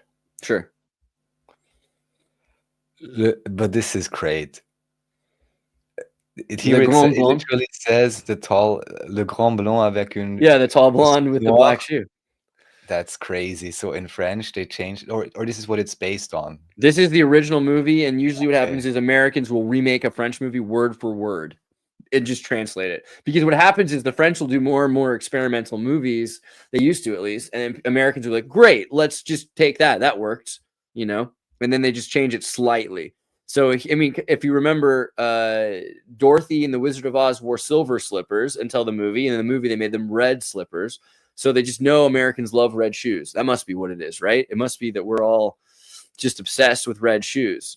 I'm kind of kidding. No, there's definitely more to it. Here's the plot for the original movie. The second in command of France's counter-espionage department is out to discredit his chief, Louis Toulouse, so that he can supplant him. When a French heroin smuggler who has been arrested in New York claims that the drug smuggling was a secret mission on the order of the French counter-espionage, actually on Milan's orders, the resulting negative press reflects on Toulouse, who cannot prove that Milan was responsible. In retaliation, Toulouse hatches a plot to deal with his ambitious subordinate in a room which he knows is filled with hidden microphones. He sends his assistant Parachet to Orly Airport at 9:30 a.m. the next morning, making Milan, who has been listening, believe that Parachet has gone to meet a master spy who will expose Milan's treachery. However, Toulouse secretly instructs Parachet to choose someone at random from a crowd and travels around that time. Now, in the American version, Tom Hanks is a United States agent of the CIA arrested in Morocco on drug smuggling charges. The person behind the drug smuggling operation is CIA Deputy Director Burton Cooper, who hopes the resulting scandal will lead to the resignation of CIA Director Ross and Cooper's promotion to director. Ross is aware of Cooper's complicity, but while questioned by a special Senate committee about the arrest, Ross tells the committee that he has not reviewed all of the facts of the case. The committee orders a full inquiry and gives Ross 48 hours to present them with the proper answers. Ross devises a plan for Cooper's downfall, etc. And then Brown spots a man wearing a mismatched shoe, descending an escalator, and picks him up as a random target. The man is a concert violinist, Richard Drew, whose percussionist friend Morris played a trick on him by hiding one of his each of his pairs of shoes, forcing Richard to wear one business shoe and one red sneaker. Cooper takes the bait and starts tracking him. Right? So this is like, you know, international espionage movie that they wanted everyone to see in every language, and they translated it and they even remade it just to make sure that Americans got it. But yeah, the man with one red shoe. That's amazing. Yeah, so I'm not even going to talk too much about this. There is, you know, quite some media on it. You have all these recurring themes. And like I said, he has a unique take usually, which I think is, you know, worth checking out. Nice. And then our friend with the little dog, King Nico. Yeah, so here basically just go to that's maybe 2/3 or something. Also, we're not going to go too deeply into this. We may look into this more at some point. It's interesting as you. Is it about trans celebrities? It is, isn't it? Yes. Oh my god, I wanted to share a meme with you the other day. Keep going. I'll see if I can find it. This is like how should I say? It's like a fractal rabbit hole for me, because I've been aware of this issue latest ever since, you know, please call her Michelle Obama, and the old pictures which are floating around almost everywhere playing basketball. It was George Bush's wife, not W. Bush, but Herbert Walker Bush, like Bush's Barbara Bush young. This is the one that when I was a kid, I was like, before I understood what it meant, I was just like, that's a dude. You know what I mean? I was like, there is no way. I mean, for the love of God, right? Like, I can't even. I'm sorry, Barbara Bush. That's a and like, as much as Barbara Bush looks like a man, is how Herbert Walker Bush looks pretty. Like, how pretty is this man? I'm not even like into that kind of guy, you know. But like, look at him. He looks like a lady. Am I wrong? He looks like a lady. He does. He's got a lady face. He's got that Justin Trudeau lady face. Okay, all right. Well, you said it. So here, all I want to point out. I was actually surprised. This was, I think, a really decent presentation. In the meantime, I found a few more bit more information and channels about this, which I may or may not bring up at a later date. Everyone can look at this in their own time. What is curious, They even however, got Shrek, man. Well, I wouldn't be surprised. Poor Shrek. So the interesting part is that the woman who is presenting this in this video, which we just showed, she says she's been doing this for many years. She claims, this is of course difficult to prove, there was only one psychic attack, she says, by the Hiltons. However she would know that or not, I can say. When or you the know, you just know. Kardashians, or I think Yeah. the Hiltons. But more to the point is the fact that she's been doing this for a long time. Of course, repeatedly her channels got banned on different platforms. However, she was never, ever sued for defamation, which would be the first thing you would regularly do, unless, of course, you have the keys to Alphabet and you just shut down the channels, right? But this is what you would generally do, and apparently no one has brought any legal cases forth against her, maybe because they don't want even more PR on that or whatever else. It just makes you wonder what to say. And again, I wouldn't have any problem with this whatsoever if this was just publicly understood or publicly proclaimed. However, it's always done in this underhanded fashion, and potentially, I mean, now it's a common trope. We spoke about this before with the, how do you call it? Not females in men's sports. That would be the older variant of it, Right. with bodybuilders. But more recently, the idea, men shouldn't compete in women's sports if they declare themselves trans, is unfair. However, the question is, if you belong to a certain class or made certain deals early on, it may well be that this has occurred for quite a long time, but simply was not considered at all, which of course makes it kind of hilarious if everyone goes crazy about it now, when in actuality, this may be a decade-old thing. Yeah, please, let's pull up the I just want to quickly, I didn't want to do the CIA article, but maybe I just want to quickly say, like, the idea of intersex people is really interesting, that it's not just men pretending to be women or women pretending to be men, that's actually some sort of camouflage for the actual intersex, right? And this is an interesting flag for the intersex people. This is somebody who's an hermaphrodite, actually has a micro penis, or, as a feminine looking person, or a feminine looking person that has, a vagina on a man with a vagina. This whole thing is pretty common. We go back actually thousands of years, and a lot of the time they were in charge of everything openly. It was like, oh, this person has a vagina and a penis, put him in the throne. Like, that person's got to know more than the average person. He can deal with, I can't even deal with my own wife. He can be his own wife. That kind of thing probably was. I can see how that would happen. All right, and then if you go right now, I'm just going to really do this really quickly. Botched penis, Elon. I'm really going to just close my screen down because I don't have censorship, and I'm pretty sure seeing a picture of a botched penis is not what I want to do right this second. Here we go. But talking about botched penises, that's where we're going. So Azalea Banks. Grimes told me this also. Cloning Hour. I heard he has a botched penis implant. Who you think we're talking about? That's right. Elon Musk. Yeah, but Azalea Banks, isn't she pretty popular? It sounds like She a is. popular name. What's she doing again? It's like a singer or something? Azalea Banks is like an American rapper, singer, person, it's like a normal, like, famous, mainstream, like, everybody, people know who she, look at that. That's how, you want to see where she's at? You want me to look at it? That's what's going on. Okay. Yeah, that's Azalea Banks. All right. Point is, she's obviously in the know about some stuff, and she's got the connections with the Illuminati people. And so I wanted to, Elon Musk botched micro penis. The other point, okay, so the idea that Elon Musk had a botched penis expansion surgery, some sort of an extension surgery, makes sense to me more than it should for a few reasons. One, I did listen to Joe Rogan's interview with Ben Greenfield in 2015 talking about his penis elongation surgery, and I can totally imagine if I had $150 billion and I could add a couple inches to my dick. What's the point of putting that on such a high-level talk show? What's the game here? I think just trying to normalize this stuff, right? That's the idea, is you normalize the idea. And a normal person, who has like maybe a smaller penis, like, okay, Ben Greenfield, Joe Rogan. Let me just show you who I'm talking about. This guy, you know, you can tell he's not probably got like a centimeter in, hermaphrodite clitoral sized penis, but he probably has like, maybe it's like 4 or 5 or 6 inches or something. It's not what he wants. And that's why he works out all the time. And he tries to prove how manly he is, right? Like there's a lot of guys like that, I'm sure. And he's telling Joe Rogan, when was this? This was, 6 years ago at least. I think this was longer actually than that. That he talks about like, hey, if you go into my house, you'll see a lot of things that Andreas has in his house. Nobody do a skull or gait. This is what I learned. G-A-I-T is how the people walk.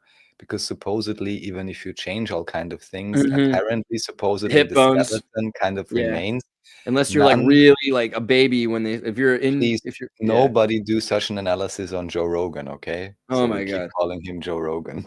Hey, you know what? I know plenty of girls named Joe. That's a normal thing where I come from. I know girls named Stevie, Joe. I once worked at CNN with a girl named Bobby. She was cute too. I mean, Anyway, point is, this Ben Greenfield talks about things that you would find in my room, like LED light strips that change the color at different times of the day in order to produce specific, like chlorophyll or hemoglobin or, red light therapy that's good for collagen production. He's got all that stuff too. But he's also telling Joe Rogan all about his penis extension surgery. Now, if I were Elon Musk and if I was trying to figure out how small penis somebody had, Elon Musk, I don't want to do this. I'm just saying, somebody that obsessed with rockets and running the world and being the biggest man and showing how good he is at gaming, like, I'm not saying it, but that's micro penis behavior, isn't it? Isn't that exactly what you would do if your dick was too small? Like, a lot of the time, I'll be playing a game and I'll lose. I'll be like, you know what? My dick is big enough that I don't need to beat this game. Like, I go through my life literally that way. I'm like, you know what? I have a big enough penis that I don't need to worry about this. And I can imagine that if I didn't, that I would be obsessed with building rockets, right? Because if I have to impress all these women.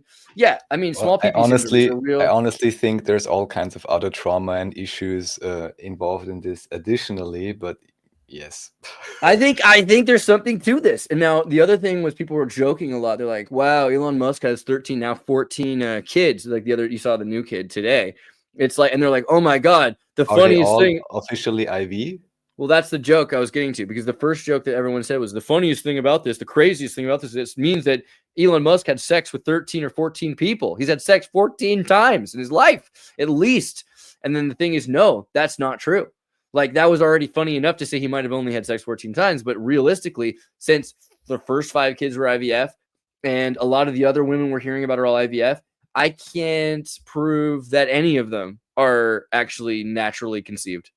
It looks like all of his kids. Now, I could be missing something, and I don't want to get in trouble on YouTube. So if he has ever had a naturally conceived kid, let me know. But as far as I can tell, all of his kids are IVF. He has and then Grimes is saying the same thing, although she's also saying that it's actually Sam Altman's kid and that she lied to Elon about the IVF treatment.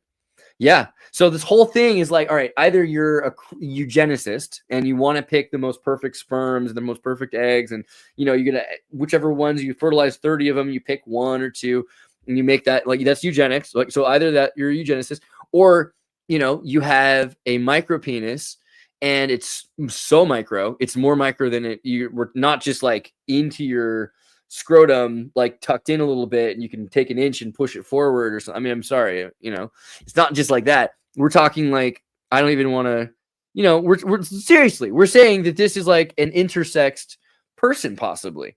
And I think that's really interesting when you're looking at all this stuff about intersex people in history being the elite who ran the freaking world, right? Like, why is it that we always put the elite intersex people in charge of everything? And is that in the past? Is that like the elite eating people? Is that all done now? Does that past really exist the way they portray it? Maybe in some ways, but certainly, yeah. How should I say? I can't completely disprove what you're saying. I don't know for sure. I know some people are going to say, no, you're being too ridiculous. Elon Musk is not an intersex hermaphrodite elite occult royal who has a botched micropenis surgery. But the botch thing is also an interesting thing to me, because if you tried to extend your penis and then you could never use it again, and it was already kind of a problem with you, I don't know. I mean, I don't want to dig too deeply into this. People are like, who cares? Well, I mean, the people who care are probably the people most affected by it. Who's most affected by Elon Musk? You know, everybody in the world now. Like, he's kind of like more important than ever before. So At least officially, he's got the keys to the castle. Yes. Seems like it's a worthwhile thing to check out. And then someone made a joke earlier about, you know, the president's wife being transgender, possibly. And I'm not talking about Michelle, I'm talking about the current president. So if that were the case, that's also very interesting. The idea of protecting intersex people from the elite, right? I don't want to say it, you know, small hands. Aww, it's adorable. I don't know, but he's a nice. I mean, like, that's true. How many lesbian PE teachers have you had? And how many of them reminded you of Donald Trump? Because like 80-90% for me, you know, on both counts. Just to get this clear now, in the US, as a male student, you can have a female PE teacher. Oh yeah, for sure. In Austria, we're definitely, I believe, still too conservative for that. 90% of my teachers were women. I grew up in Agenda 21, bro. Like, well, that's okay, but not I had the like male, but I not had the 2 or male 3 physical education teachers. I had one male PE teacher once that I can think of. Once. And it was in 9th grade, and it was for 1 semester. And he was the worst PE teacher I ever had. Female PE teachers have always been incredibly, I was going to say incredibly amazing teachers, but yes, also incredibly butch women. A lot of them were rather butch women that I knew. However, they were some of the greatest people I've ever met. I have no issue with lesbian, especially female PE teachers. Honestly, great. Since I wasn't a big fan of playing team sports like soccer or whatever, I probably wouldn't have minded rather having a lesbian butch PE teacher. But yeah, we didn't. We just had more like old school. Yeah, let's just play soccer because then I don't need to actually care about the class, but they will just do whatever. You know, so. There was in 7th grade for a little while, for like 2 months, we had some football soccer coach guy come help us, and he was Mr. Rosenboom. I even remember his name because like there's the only male teacher that I had like 3 male teachers at all. One was my musicology teacher, which I demanded to be in the class of. One was my Mr. Matlock, was my black smithing and ironworking teacher, because I did metal shop, right? He was a male. And in my 7th grade, I had a history teacher who made us all write in cursive, an Armenian American history teacher named what was his name? Forget now. But he was cool. So those are the only male teachers I had. For the most part, they're all women from preschool on. My preschool was Catholic, and they didn't like me because I asked what's wrong with blessing with your left hand. Why do you hate the left hand? God gives you the left hand. So like, don't have him back. So I got sent to a kindergarten in 1st grade, which were run by lesbians who thought God was a woman. So it's like my whole life has just been female teachers, and they weren't all great. Like, most of them were pretty good, but there was this one. I think I told you about my brother's teacher who was a clown. There was this lady named Leanne, and she had all of these marbles in a box. And every time somebody did something in the class a certain way, she would pull out a little stick, a little toothpick underneath that was holding all the marbles in the jar. There's no lid. The lid was all these toothpicks. And then she pulled it out, and then she did this over and over again. And eventually she'd lose all of the marbles, the glass balls would fall out of the jar. She would lose all of her marbles. And that's an expression in America meaning you're crazy. So when she lost all of her marbles, because all the kids caused this to happen, she would leave the class and she would come back as Mr. Patches, this hobo clown, right? And then she would be this guy. And so my brother had a male teacher because his lesbian clown 2nd grade teacher, Leanne, identified as Mr. Patches. And so he would teach the class, and they didn't like it. I was like, what do you like? They're really worried about making the teacher lose all the marbles. And like, they were trying not to do the right thing because they would be rewarded with this. And they didn't want that reward, you know? So a lot of crazy teachers out there. I forget why we brought this up. But this was already decades ago. So much. Oh my God. Yeah, that was like 95, 96. What kind of UN program was that?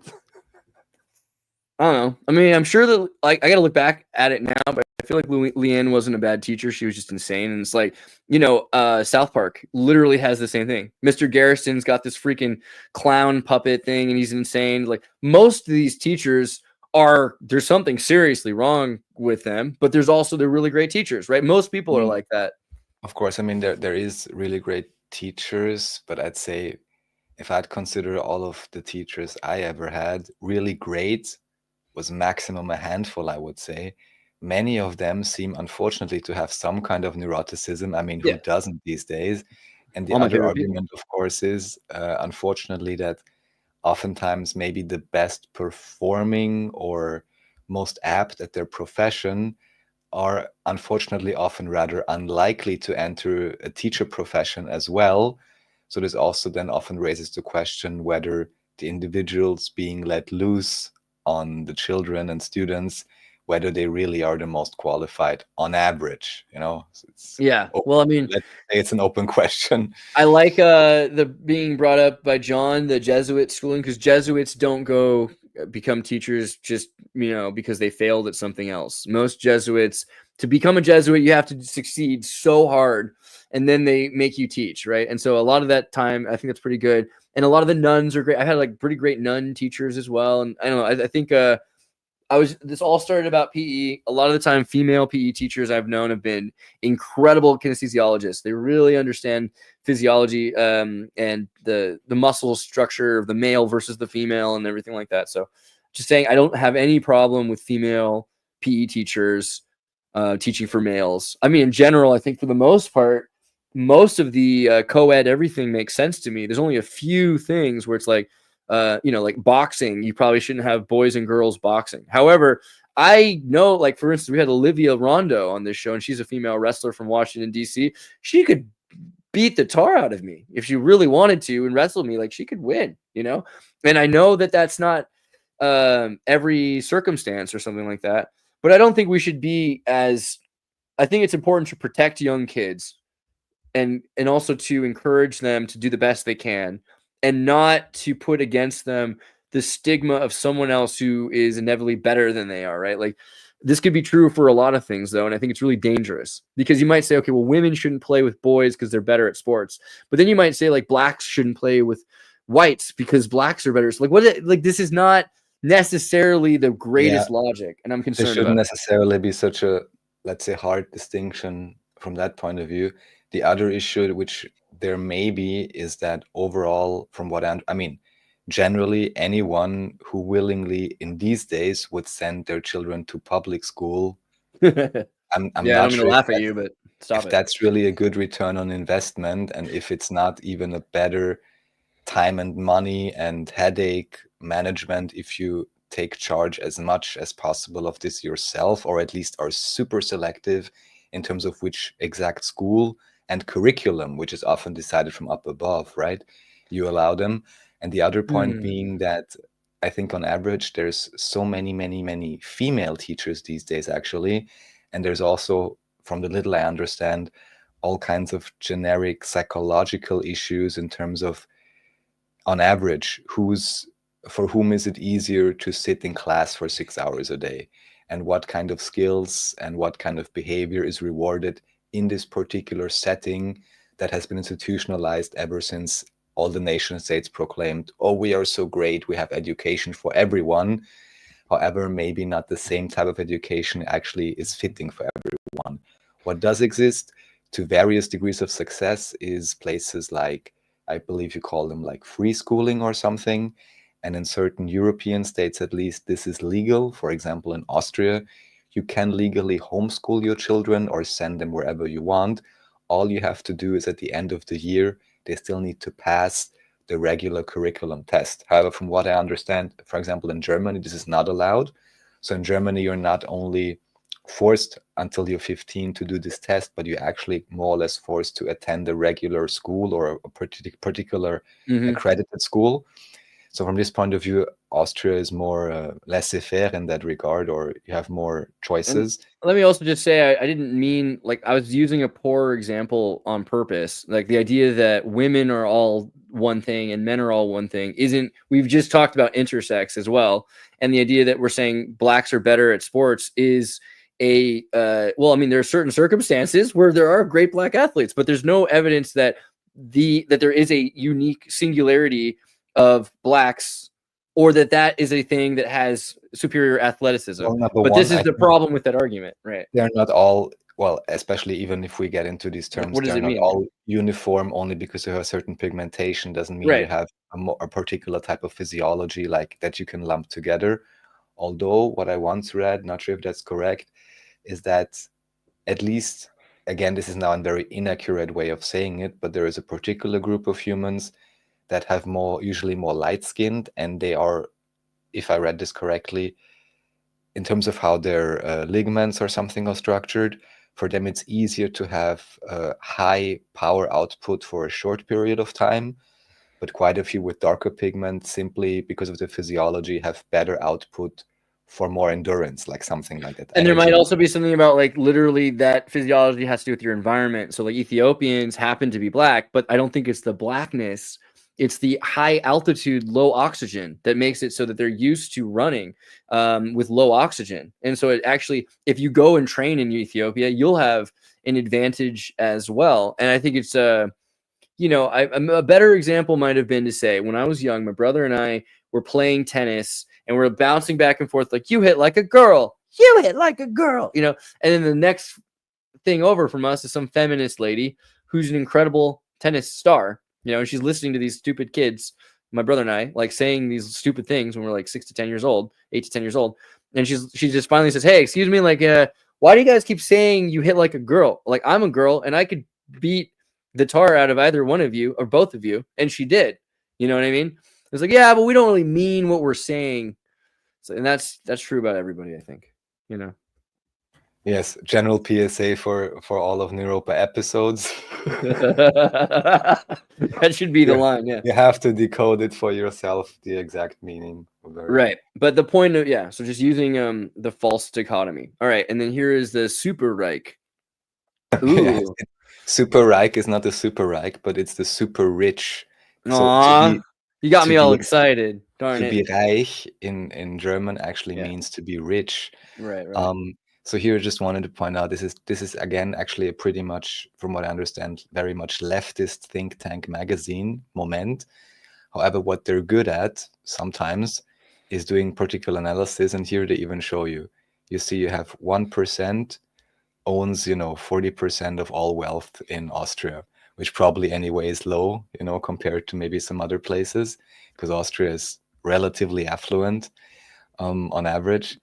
But yeah, just showing how these individuals are interconnected. I believe later you also see type of like a network graph, which, big surprise, many of these very rich families, they know each other, they marry into each other, which again, for me, gives credence to this whole idea that, for however long time, I cannot specify exactly, you have this peculiar particular class that more often than not ends up in the highest levels of management and the highest levels of importance. And then you wonder why they always go on about free market capitalism. But then in the end, it doesn't really appear to be so free. Just there you had the network chart, actually. Yeah. This, of course, is just for Austria and just a small thing.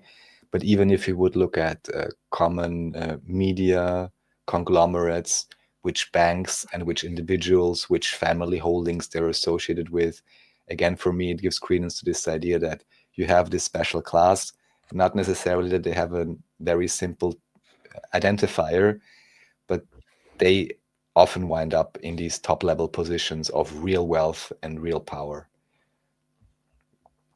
Yes. Yeah, the next one actually is an analysis on this, I guess. We can maybe translate this if you want to read a paragraph of it. But we don't have to. Let's see. Yeah, wealth is extremely unevenly distributed in Austria, with one enormous concentration in the hands of fewer people and families. Yeah, Austria stands out among the OECD countries due to a particularly high concentration of wealth on the top 1% of the population. I wonder if they would be as healthy as they are wealthy if they would act in the way that they are. The richest household has about as much as the poorer half of the Austrian population combined. What? The richest household, the singular one, okay, own the richest 5 households of the approximately 60 households and families examined, almost 50% of the sample's total assets. What? Richest, wow. Yeah. So one Not household, bad. the Porsche and Pierce family, they own more than a fifth, 22% of the wealth in all of Austria. One family. Well, that's pretty good. Is that what Austria was like in the 30s? Like, what was going on with the, you know, how about the 1890s? You know, I can imagine there were a lot of lords and governors and things like that. I mean, there's 20,000 castles in Austria. So I feel like wealth distribute. How many people live in castles in Austria today? Every time I go there, they're like hotels now, except for the Bilderberg Club. So it seems like wealth distribution has definitely shifted worse. It used to be more people had castles, more people had nobility. Now it's like 1/5 of the entire country is owned by the Porsche family. In Paicha? Porsche and Paicha? Is that right? Peich? How do I say that? Peach. Okay. I wanted to think it was the Yeah. Porsche and Whip because it'd have been like Zuckerbrot and Paicha, and that would have been kind of funny, but okay. All right. Fair enough. So wealth is screwed up in Austria. I agree. Idiosyncrasies of the super rich and the political economy of the wealthy Maybe Austria. one thing that's interesting if you go back, or you already Sure. closed it. No, I got my recently closed tab right here. Yeah. Let me translate it though. Okay.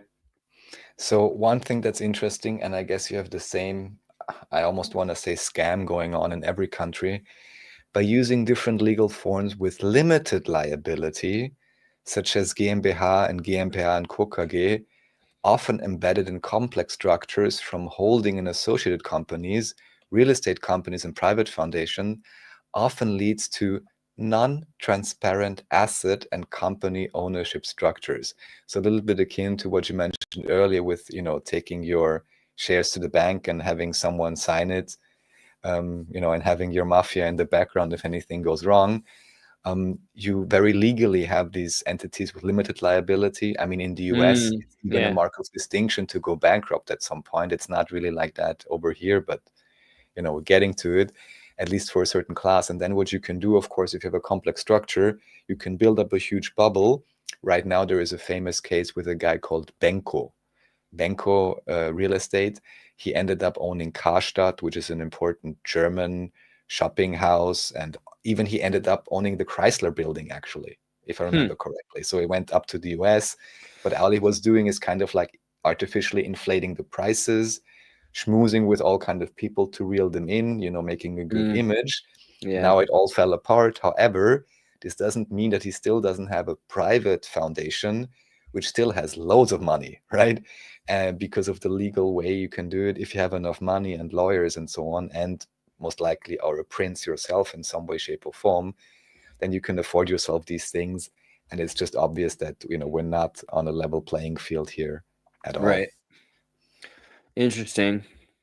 I'll translate this too.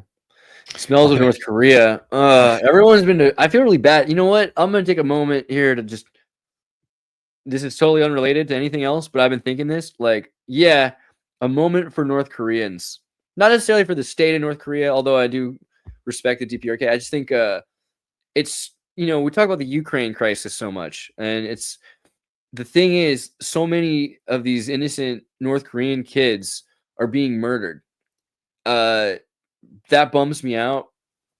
Just wanted to say that. So I hope you guys are praying for the North Koreans. I am. But okay, sorry, you were going to say. Yes, no, so here it's just kind of funny. So I had mentioned to you this whole saga of the forming of the Austrian government ever since the Freedom Evil Right-Wing Party, you know, kind of like Trump MAGA in the US, actually got the most votes.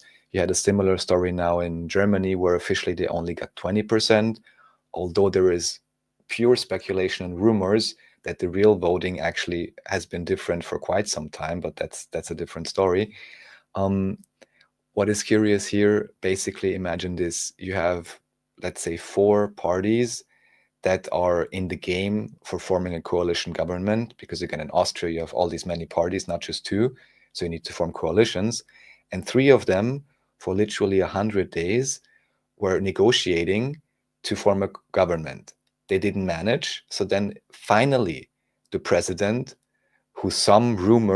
who officially was a Freemason long time ago, and I'm sure has no relationship to it anymore at all, right? Allowed the Freedom Party to try to establish a government. They had the most votes, but strangely enough, basically all the other parties firewalled it, and the main party, the Black Party, ÖVP, which has owned the Interior Ministry for the longest time, and also control of the intelligence services, it very much appears as if they would do anything to ensure that no party with maybe an actually opposing view or whatever would get into, you know, even if they wouldn't reveal it, but then to have blackmail on them or whatever. There is even one very famous case by the name of Pilnacek, who was an important individual in the Interior Ministry and was apparently the tool of this Black Party to squash all kinds of investigations in the past decades. And he miraculously, mysteriously died 2 years ago. And only now in the last days, new information has come up as to what may have really have happened there. Because the night that he died, he met some people. Suddenly he went the wrong way on the highway and he made all kinds of phone calls, and his computer was taken somewhere else, and this and that. This is all now coming out officially, even in mainstream media, more or less, which is curious. And it's equally curious that even on the very first day, the then chancellor of the Black Party, by the name of Sebastian Kurz, publicly stated, again, this is all mainstream by now, publicly stated, "Oh, we're so sorry, I'm so shocked about the suicide." And all the media ran with the suicide story, and not one of the media asked the question, "Well, dear great ex-chancellor or whatever, what is the evidence that you have for this?" And now 2 years later, interestingly enough, this seems to be coming out. And here this article was mainly about why they say, "Oh, smells like North Korea," simply because the government that's now going out, they give each other all kinds of awards, basically. You know, in North Korea, they always have the awards stacked on them. Yeah. And the strange thing is now, after the Freedom Party was unable to do a government, all the other parties, and I'm not even for the Freedom Party, and I definitely didn't vote for them, but the Freedom Party actually made an offer to the Black Party, which again ruled the Interior Ministry for so long, and said, "Okay, we're the strongest party, so we'll have the Chancellor, which is normal, as the strongest party, and we will have the Interior Ministry because our main topic is about immigration," right? And then they even offered the weaker Black Party more ministries than they would have for themselves. So actually, if you would look at it logically, it was a more than fair offer. However, now all the other parties are running with the narrative of saying, "Oh no, this Freedom Party guy, he was power hungry. He was crazy. He wanted to be like a whatever, authoritarian or whatever." They spin it 180 degrees. And it's such an obvious hypocrisy. It is amazing. And it makes my brain split every time I listen to these mainstream political discussions. And they really but Raph, you're just not well informed. That's what they're going to say. With this super hypocritical trope without flinching an eye. And I'm like, wow, you guys are amazing actors. And it even gives more credence to the idea that, you know, who's actually the power hungry one, or who really wanted to make sure that their ministry with this intelligence service definitely doesn't ever get inspected by someone who may actually think of something else. And well, they're not able of critical thinking. Like earlier today, my mom said to me, these fascists like Trump and Vance, they're dismantling government. And I was like, is it? So wait, but they're is that a bad thing? No, but like, is it fascism to like build a fascistic, like define fascism for me really quickly? Because dismantling the government is the opposite thing that when you want to build the strongest authoritarian government you can, not dismantle the government. Well, if don't they say, if this quote is correct or not, I can't say, but don't they say that Mussolini said that it's also about the merger of government with corporations? It's better referred to as corporatism, right? Right, but even here, now we could say, oh, SpaceX and whatever other shenanigans are merging, but even before that, didn't we already have Alphabet, Google, and all of them already being merged? So I almost want to ask, who is the better fascist, you know? Alphabet, yeah, that's the thing, like democratic believing in the majorative over the minority, over the self-determination of the minority, is a form of federalist fascism. And I wouldn't say that government contracts are the same as mergers. So like Google, for sure, Bell Labs, all these things, yeah, they were merged with the government because the government made sure that they did stuff specifically with the government and didn't let anyone else see it. And it was, they controlled it completely. SpaceX and these other companies, they're being paid to do certain jobs, which is a little different than complete merger. Sure, the government's paying them to do things, but it's like, hey, you guys make rockets. We need rockets. Make us rockets. We'll pay for those rockets. It's different than like, hey, you have a social media network that we've told you how to build, and we want you to watch these people, and we're working together, and we're going to put some of our oversight committees on your board. It's like the whole thing that's pure merger, right? Also, just interesting that you said that he was a Freemason, because more than that, it says that Schellenberg's family brought Freemasonry to us. Actually look into this at some point. I don't know if that's correct, but this guy here, he's a funny guy because he was the exterior minister for some time, also Black Party, but was always the go-to guy in the past like 5 or 7 years when there was any issue with the government, which wasn't only once. He was always the interim chancellor, which I find quite interesting. Yeah. So yeah, interesting. Got to be part of the club if you want to have the highest office. Their standard.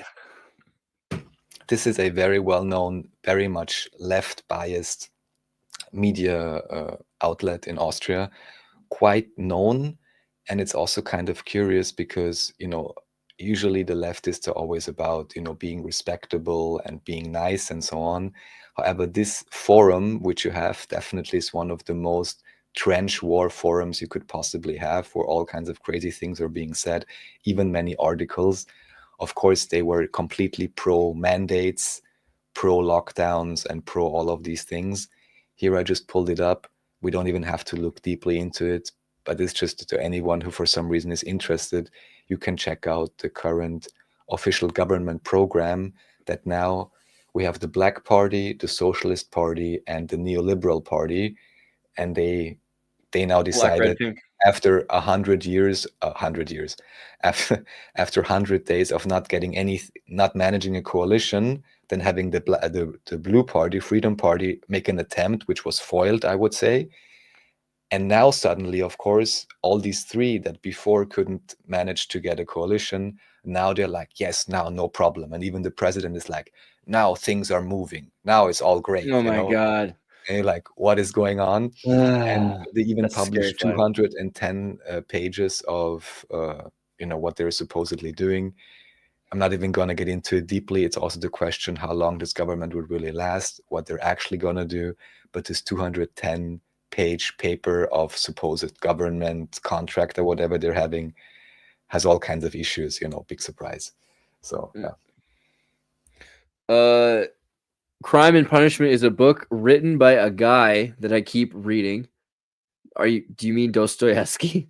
Based lots of things I type based on him. Foundation of my resistance. I was talking to someone else. I hope you meant Dostoevsky. Okay. So then President Van der Bellen, wird festlich Opernball. Oh, the opera. Yes, so I just wanted to show that it's kind of hilarious.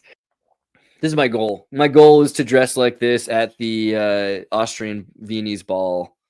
We'll all go to balls together someday. We're going to ball so hard, bro. Oh, yeah. So this is the state ball, which is like the state ballroom dancing. Everyone... ladies everywhere. Every police is a woman. They're all women. Oh, there's a couple guys in berets behind them. But... the popular thing is everyone dancing the waltz, the fractalized dancing around the Kaaba, with a partner. The only thing missing here is the Kaaba itself. However, here you have the president, one of my favorite individuals in Austria, being escorted over the red carpet. We had the red shoes earlier, right? And they always make the claim that, yes. Oh, I remember this place, yeah. Maybe it's expensive and so on to buy a lodge there, and it's expensive. And of course, the taxpayers are paying for the mayor to go there, for the president, for the ministers and everyone. And then people are like, well, you're giving out this government program, which basically says the regular citizen needs to save money and gets paid less and this and that.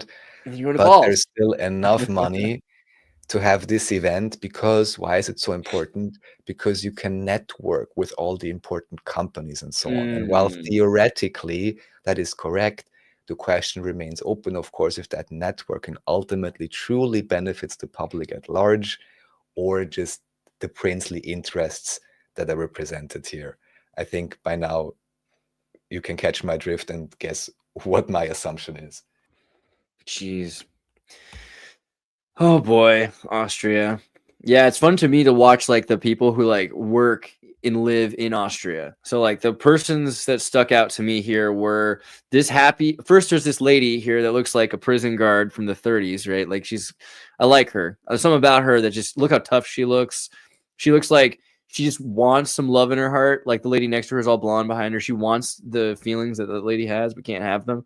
And then also the bald guy who's running the camera. Look at him. He's going to be following him the whole time. You can see him in the middle here. And look at him. Look how he's thinking. Andreas, in a parallel reality, this could be you and me. You I can know. decide That's between what I one was, and two, yeah? I was thinking. Well, but I think you and I, we would have been the bald guy and the laughing cop. Where's his face? The Zelensky looking one. See the Zelensky guy right next to him right there with the smile on his face and his little hat right there. Here, let's follow him again. Right to the stage left, here's the lady again. And we're going to move a little over. And then boom, he's coming in. There he is. Doesn't that look like Zelensky? He looks so happy to be there at the ball, you know? Now that you mention it, I'm surprised Zelensky didn't attend, actually. Yeah. He really should have. That's probably him. That's probably, you know, he's just, who knows? He just got wants the back door. Yeah, yeah. And then okay, the blonde guy too. So this could have been somebody we know. Look at this blonde long hair, and he's like working with his suit and he's taking his photos. I don't know. It's interesting to me that like people can make their whole lives and careers and pay for their apartments based on the scum of the earth, you know? Like, God, that lady looks like Nancy Pelosi, but worse, you know? Okay. Elon Trump, Judas Goat Jones. I don't know Judas Goat. So here, I just want to point this out. This is an old tape by William Cooper, who even back then, you know, let's just say he's making claims against some of the most popular, now we would say, alternative researchers. I can't vouch for whether this is correct or not, but anybody who is, you know, as deep into these topics as I am, it's good to listen to this as well and just, you know, how should I say, take it with a grain of salt, but then also take everyone else with a grain of salt or with a heap of salt, depending. I mean, the whole son of God thing, I don't think that's not exactly what he said. It was more like that we are the sons of God. And he did feel like God was talking through him. He's like, wow, this is crazy. This is happening to me. I don't know. I like this particular Wogan episode. It's important. And William Cooper's cool. Bill Cooper. I'll probably have to watch this video later. And then, a witch. Yeah, I'd be saying now let's interview him, but oops, you know, we can't. We could probably get David Icke. Oh, I always want to say Eddie Izzard for some reason. David Icke. Thomas, Paranoid American, did it. Let's see. Paranoid American, David Icke. I think it's, I don't know how hard it would be to find. Interview. And I will say I've learned many relevant things, you know, both from Jones and from Icke as well. So, you know, as long as you take it with a heap of salt, you know. Here we go. Reality Czars Patreon interview. I would recommend, if you really want, you can check out my friends, the Reality Czars, which we've had on this show before, as well, and Thomas, Paranoid American, did I think one or two interviews with David Icke, and I'll do one soon. There's a little bit of backstory why it didn't happen yet. I felt pretty bad about, you know, what happened to his daughter. A lot's been going on with David Icke in the last few years, and last year particularly was hard, but I think we'll be able to do it this year or next. So I'll set it up. I'm sorry, I've been busy. The next few videos, I'm not going to say much about it. Everyone who's interested, please check the link in the description below for the show notes. This is just about various more or less popular individuals and researchers that, you know, maybe are not as ideologically driven as you would want to believe, or have strange connections to strange individuals, and it's really crazy in the end. And here, you know this guy, Fresh and Fit? Yeah, I met him in at Timcast at one point. Okay, funny. So yeah, basically he was blundering something and kind of low-key released the information that Dawson basically was acting on behalf of Tate, which, I mean, I guess at least by today, anyone looking into the topic, again, you can check out the YouTube channel called Gadget.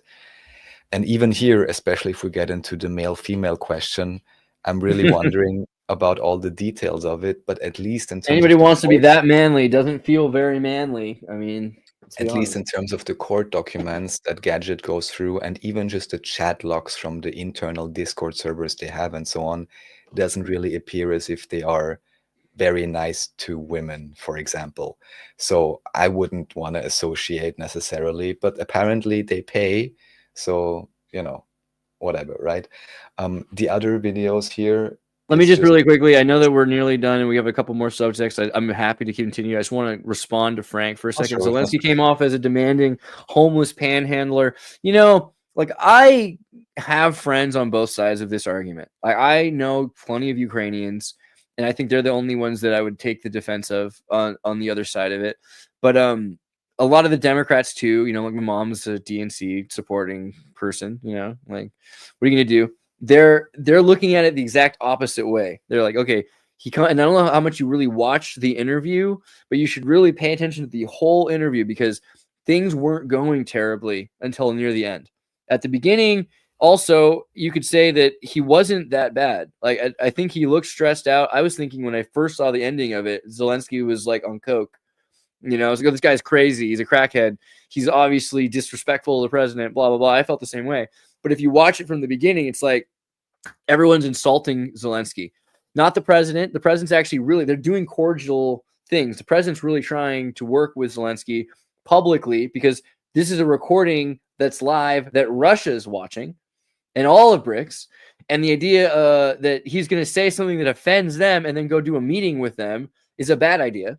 So he's going to try to be careful what he says. He's going to try to make it clear that whatever happens with Zelensky in America, that it's going to be a honorable agreement that Russia will see that they're honoring, America will honor their agreement. And Russia, well, yeah, it could be that the Zelensky fiasco is staged. I think it's kind of a fair way to look at it. So at first, Zelensky is told, why aren't you wearing a suit? Why don't you ever wear a suit? He has such poor English, which is really interesting because I thought of him as having better English than that.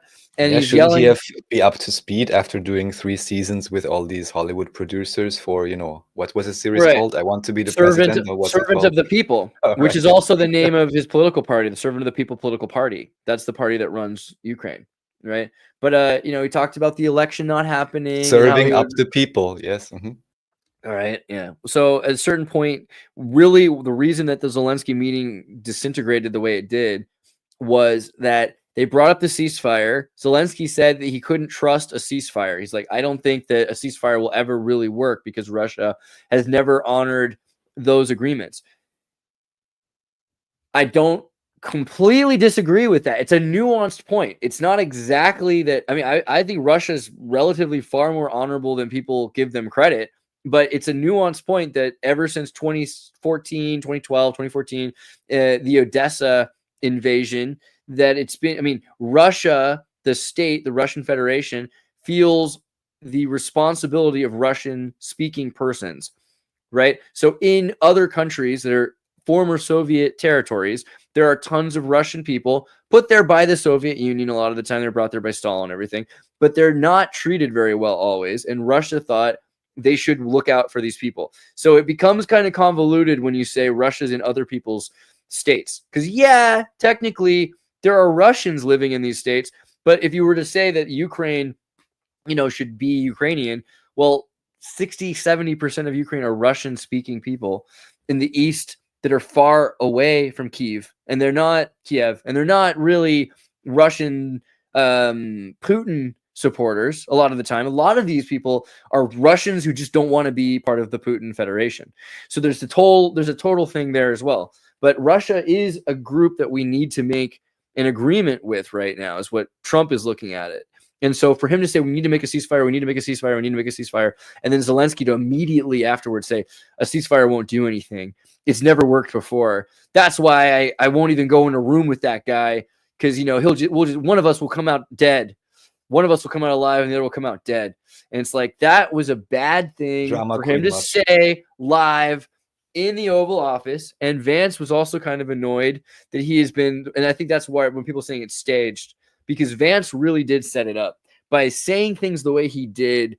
Like, do you ever say thank you for anything we do for you? That began a really serious argument right there. You could tell. And Zelensky called him a bitch. You saw him call him a chilik. He called him a chilik right there. He whispered it under his breath. Yeah. Yeah. Beef So, yeah. on So the it's world like, stage. I thought it was kind of Sitcom interesting. continues. Yeah. Sorry. I just wanted to say, I don't think it's as cut and dry as Zelensky was the bad guy there. I mean, he's not necessarily the good guy, but I don't think it was as clear as like, oh, the entire time it was just a complete waste of time. He was complete crap. Like, realistically, the Ukrainian situation's fucked because these are people that don't want to be part of the Russian Federation. They don't want to be part of Putin, a lot of them, and they're going to have to be now, basically. And so, he kind of screwed up everything for everybody. And I wanted to get some of my Ukrainian friends. Like, so I've had Ukrainians on the show before. You guys might have seen Vladimir is a friend of mine that we've had on the show from Ukraine. I called him. I emailed him. I tried to get him to do the show. We talked for a little while, and he's like, I'd love to do it again, but I'm in the army right now. Yeah. So prayers for the North Koreans, prayers for the Ukrainians, man. Yeah, so before we go on, I just want to give a shout out to all the viewers. Actually, we have pretty good viewership today. I'm very glad about this. We usually don't talk about this, but this time we will. So we have, now it's 25, but we had almost consistently 26 viewers on my channel, which I'm happy about just for the numerology. You love that number. And we have a similar amount of viewers, about 150, both on Andreas's X, which is a great channel you should totally subscribe to, at Andreas Xirtus, and on Andreas's YouTube. However, anyone who for some reason is watching Twitch, we also both have Twitch channels where there's apparently only one individual watching. Greetings to you. Twitch actually usually works pretty well, I think, and has also pretty good loading times and so on. So that's another platform all of you who have that and like to use that can subscribe to. We cannot see the live viewers on Odyssey. However, Odyssey is super based. So I'll just say that again. Yeah. So thank you guys for being here. Thank you guys and gals and everything in between for being here. That's very cool of you.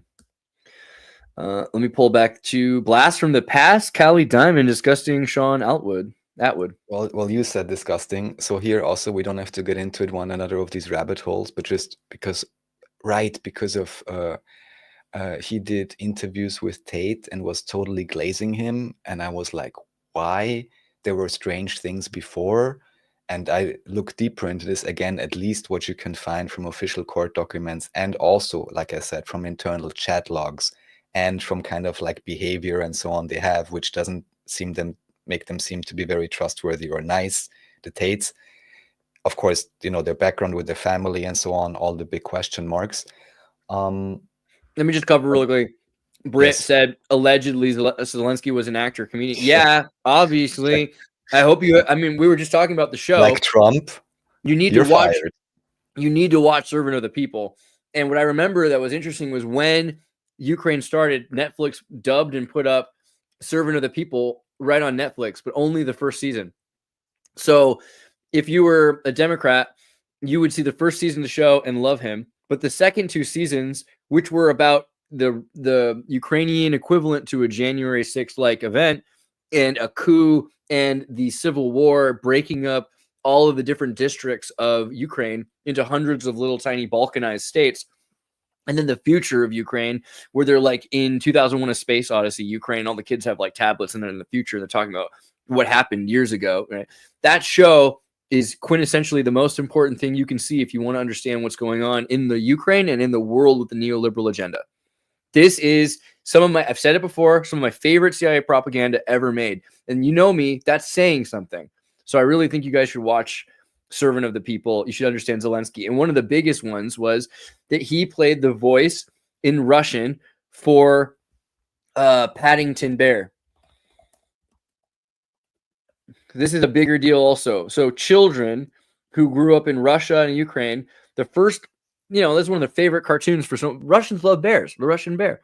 And so the voice of Zelensky is in the hearts of every child in Russia as the Russian bear, right? This guy so well placed it's really, I'm sorry, I just wanted to bring that up. I thought it was really important. So the story here, I'll make it very brief and we don't have to get into it. There's, even longer interviews you can find if you look around, and things changing one way and the other. I was just wondering why he has such a big channel. And she's like talking about how this guy likes to do Western acts of debauchery or something. What's going on here? Which is, each their own. It's more about the ring here that she apparently found and stuff like that. And it's more about, again, what kind of parties were you attending with whom? What kind of connections did you make? And could that potentially have helped this guy to now have a substantial platform at, I think, 950K subscribers? And the real thing, and I'm not alleging anything here against him, this is another case which I know more from a grassroots level style for Austria. Unfortunately, I have to say, almost every time, if you have a big organization, media outlet, or supposedly an organization that's supposed to help victims of certain particular crimes, let's just put it like that, very oftentimes it may well be that exactly these biggest organizations, or most well-known, actually are connected themselves in some backhanded ways to very shady and strange individuals.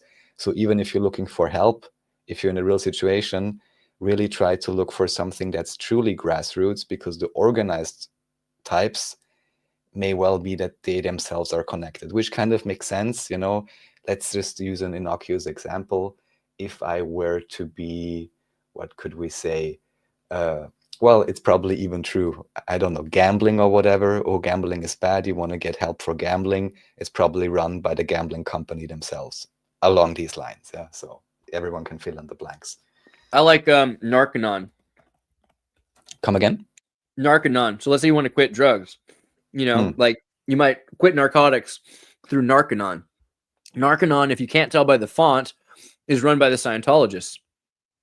You should be able to tell by the font, by the way. If you see this font, you should know that's the Scientologist font, just so you know.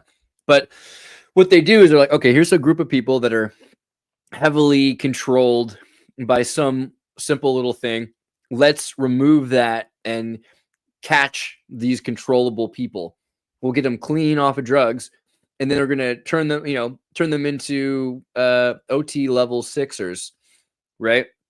I mean, you just make them run and do everything you have to do. Scientology, this is the other way to go. Like, you find people, you have a lot of dirt on them, whatever, but you can actually, find people that have one addiction and replace it with another. That's what cults do, right? Smart cults. Okay, what about this? Okay, so this is more about a German-centered idea with Oliver Janich. He was quite popular for several years. He was originally not the guy that you're seeing here, by the way. He's not shown in this picture right now. But Oliver Janich, this guy with the hat. I mean, almost looks like a spook, some people would say. And I'll just point out one thing, aside from potentially strange recommendations he gave. You can pause the video already if you want. It's fine. Just go back a bit that we can see Janich actually. Yes, perfect. So aside from some potentially, crypto recommendations and so on that shut down and appeared to be, strange or maybe pyramid scheme inspired and all of that, the real, let's say, ideological thing is he was apparently imprisoned like a year ago or something. He's living in Thailand. It's quite a lot of it is explained in this video. But the main point being that he wrote books, the guy you see with the hat, he wrote books about how to be safe without the state and all these kind of things, giving very strong and logical arguments, how to, let's put it mildly, drastically dial back the state and how still you could be organizing. So in terms of maybe, I'm just making this up now, but let's say along the lines of voluntarist contributionism or whatever, not to say anarchism, but in a properly understood way. But then strangely enough, after he came out of prison, he started even insulting people and saying, well, if you don't vote for a party and you don't believe that voting changes something, then you're basically retarded. And that's, of course, a 180 from his prior stance. And to me is even more interesting and maybe telling than, running whatever kind of affiliate programs that may not be completely how should I say, not overboard, but verified or known to be trustworthy or whatever. So yeah, there's both financial issues here, but moreover, so the ideological flip that occurred. And this is, of course, something that's always to watch out for. And honestly, kind of reminds me of our dear friend AJ, if we may even speak his name, who in prior times, from what I understand, always was critical of all parties, and now certainly is cheerleading for the new administration in the US, which I find curious, to say the least. What was that line from that movie? Irritate people. Film. Is that it? This guy, right? How to lose friends and alienate people. How to lose friends and alienate people. Party. You're in the party now. Is that it? I don't know where it's at anymore. Okay, if you haven't seen this movie, true story about a British guy who ended up working for Vogue or Vanity Fair magazine or something like that. And he used to run a gossip column.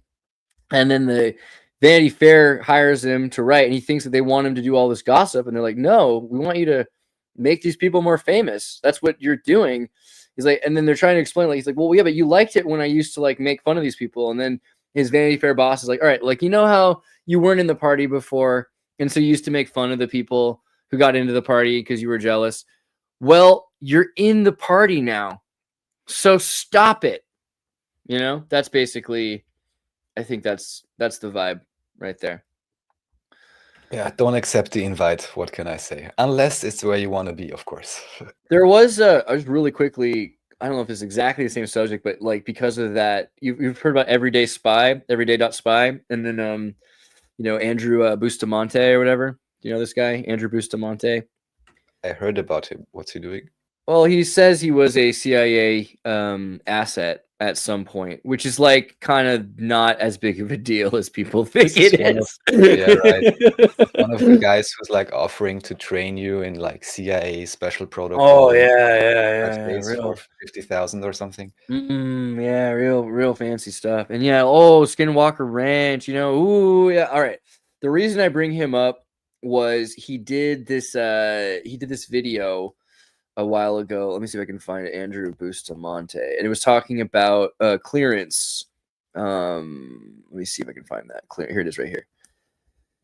This video here, he did this interview, and in it he talks about why people are freaking out about Trump revoking security clearances, and the way he explains pretty decently the way security clearances work. And I think you guys should watch this video because he talks about it. Basically, you work for the government and you'll get a security clearance, and then you might retire or quit.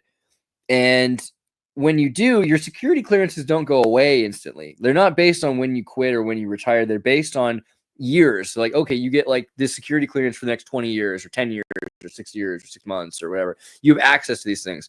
And what you're doing, because you're not getting paid a lot of money to be, these guys are pushing papers, are getting, you know, 60,000 to 140,000 a year. It's a little tiny salary compared to what people think, but they're building a network, and that network and that clearance is what makes you valuable. So you then quit your security job, but you have 10 years of security clearances still.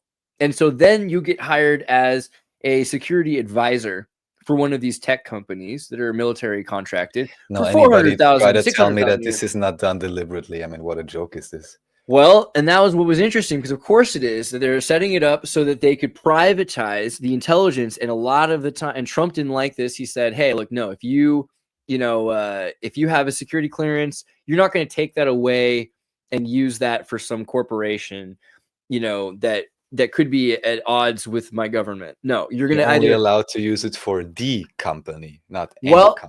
That's funny you say it like that, because there are companies that Trump has friends with that own, right? He's got tons of friends that have military intelligence companies. And so this is benefiting some of Trump's friends particularly more than it's not just that, oh, only the government's going to have this now. It's your friends close and your enemies closer. Right. So the revoking of security clearances is a really interesting story. I just think you guys should look into a little deeper. And yeah, I actually thought this video was an okay 8-minute explanation of that. And I'll send the link to RAF so that it's available. I think that's a worthwhile one to have. Okay. Cool. And now we're to the Andrew Tate and his brother leave Romania by private jet so that the Trump administration can keep them safe. Right? Yeah. What do you think about that? Because I can't put it all together, but it's very strange, especially if it's true that any US influence was exerted. I mean, why or what or who or So for what reason?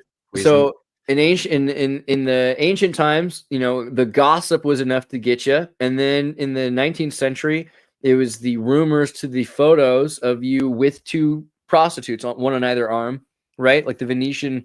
This is why priests culture. It was like you had to be. How could you be in charge of the mafia in Italy? You had to be a priest, right? Because that meant you weren't sexually compromised. Get it? No, didn't work out. So now you got the military industrial complex built around Epstein taking photos and blackmailing people. P. Diddy, his whole thing was taking videos of people. JFK in Cuba. There's all these videos of JFK having films of JFK. I'll just bring up one thing which hopefully isn't too contentious. There is a rumor I heard that Trump supposedly built an entire casino for the mafia and later had Rudy Giuliani recorded everything and then had Rudy Giuliani like root them all out or something like this. Yeah. It's crazy he's still alive, and it's another reason why the KGB story is so interesting. Although, you know me, I think the word mafia is a racist term, and we should use something better like civil governance or self-governance. We should call it the self-governance. But if you get blackmail videos of Epstein getting of celebrities, of P. Diddy giving that to celebrities, to me it seems really similar that Andrew Tate has a bunch of. I mean, his whole thing is building a forever filmed porno mansion, right? He wants like a sex dungeon that celebrities are in, and that's embarrassing. So if you have footage of Michaela Peterson or somebody close to Trump or something like that, it makes the most sense to pick him up and keep him in your canary coal mine. Now, who knows? You might even be friends with him, but I doubt it. I think it's keeping your enemies closer kind of thing, because they need to keep him alive, or else this footage will just automatically be released. That's my speculation. Doesn't mean it's true, but from what it looks like, Andrew Tate has a lot of dirt on people, right? Like anytime something bad happens to him, somebody who's not on his ideological level, but is a member of his debauched past, will show up and try to protect him. So apparently Candace Owens, who loves to call out that Macron's wife supposedly is something, look in the mirror, exactly, a dragon. Apparently her husband has some interesting connections to the Tates, because basically what I did at some point, I was just like, okay, I want to look at all these Tate interviews. Now I understand the case a bit more, and that there's a long-standing, let's say, issues of potential misdemeanors. I'll put it very mildly now. And I was like, okay, now I want to look at everyone who's glazing him in big interviews. And then I started researching a bit, and that's how I came across some of these. And I'm like, oh my God. Frank says Trump's buddies are space intel. That's why there's 0 underground communication cables across flat Earth. That's a fun conspiracy. I like that one. Okay, and here's Elmedung.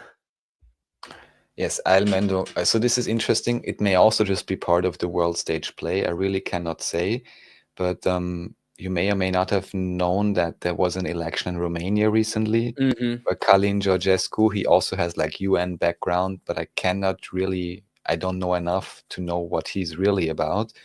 But he apparently won the elections, and then it was contested, and then you had huge demonstrations of hundreds, thousands of people all the time going on, which I guess you never heard of because it's so completely underreported. Even in Austria, there was never an official report about this, even though Romania is quite close and part of the European Union by now. Yeah, but never mind, right? And now apparently months later, they simply arrested the guy. Again, I can't say if that's not part of even the bigger play, but is interesting. Yeah, so much for the state and its processes and peaceful transition of power and so on, right? So it doesn't seem to work anywhere these days, at least not in Europe. Crazy. Well, here, let's pop into the old world section. We just got through popular, and now we're getting to old world, and then we also have Earthship. Yes, we're almost done, because on the Earthship there's only stuff to look at, and to learn more is more to go deeper into at a later point. So this is the last section, I would say now, old world. Here I randomly found this, and I'm just always impressed when I see something like this, because I'm always like, wow, it almost looks like Vienna city center, at least on the right corner. But Yeah, things used to look This pretty is- nice in Germany and But Austria. this is Kharkiv in 1941. I Really? don't have anything particular to say about this. I just found it very curious. I think it's about the occupation, right? The German occupation. Oh, okay. I was like kind of trying to figure out what was going on. I was like, why the? Yeah. Okay. Got it.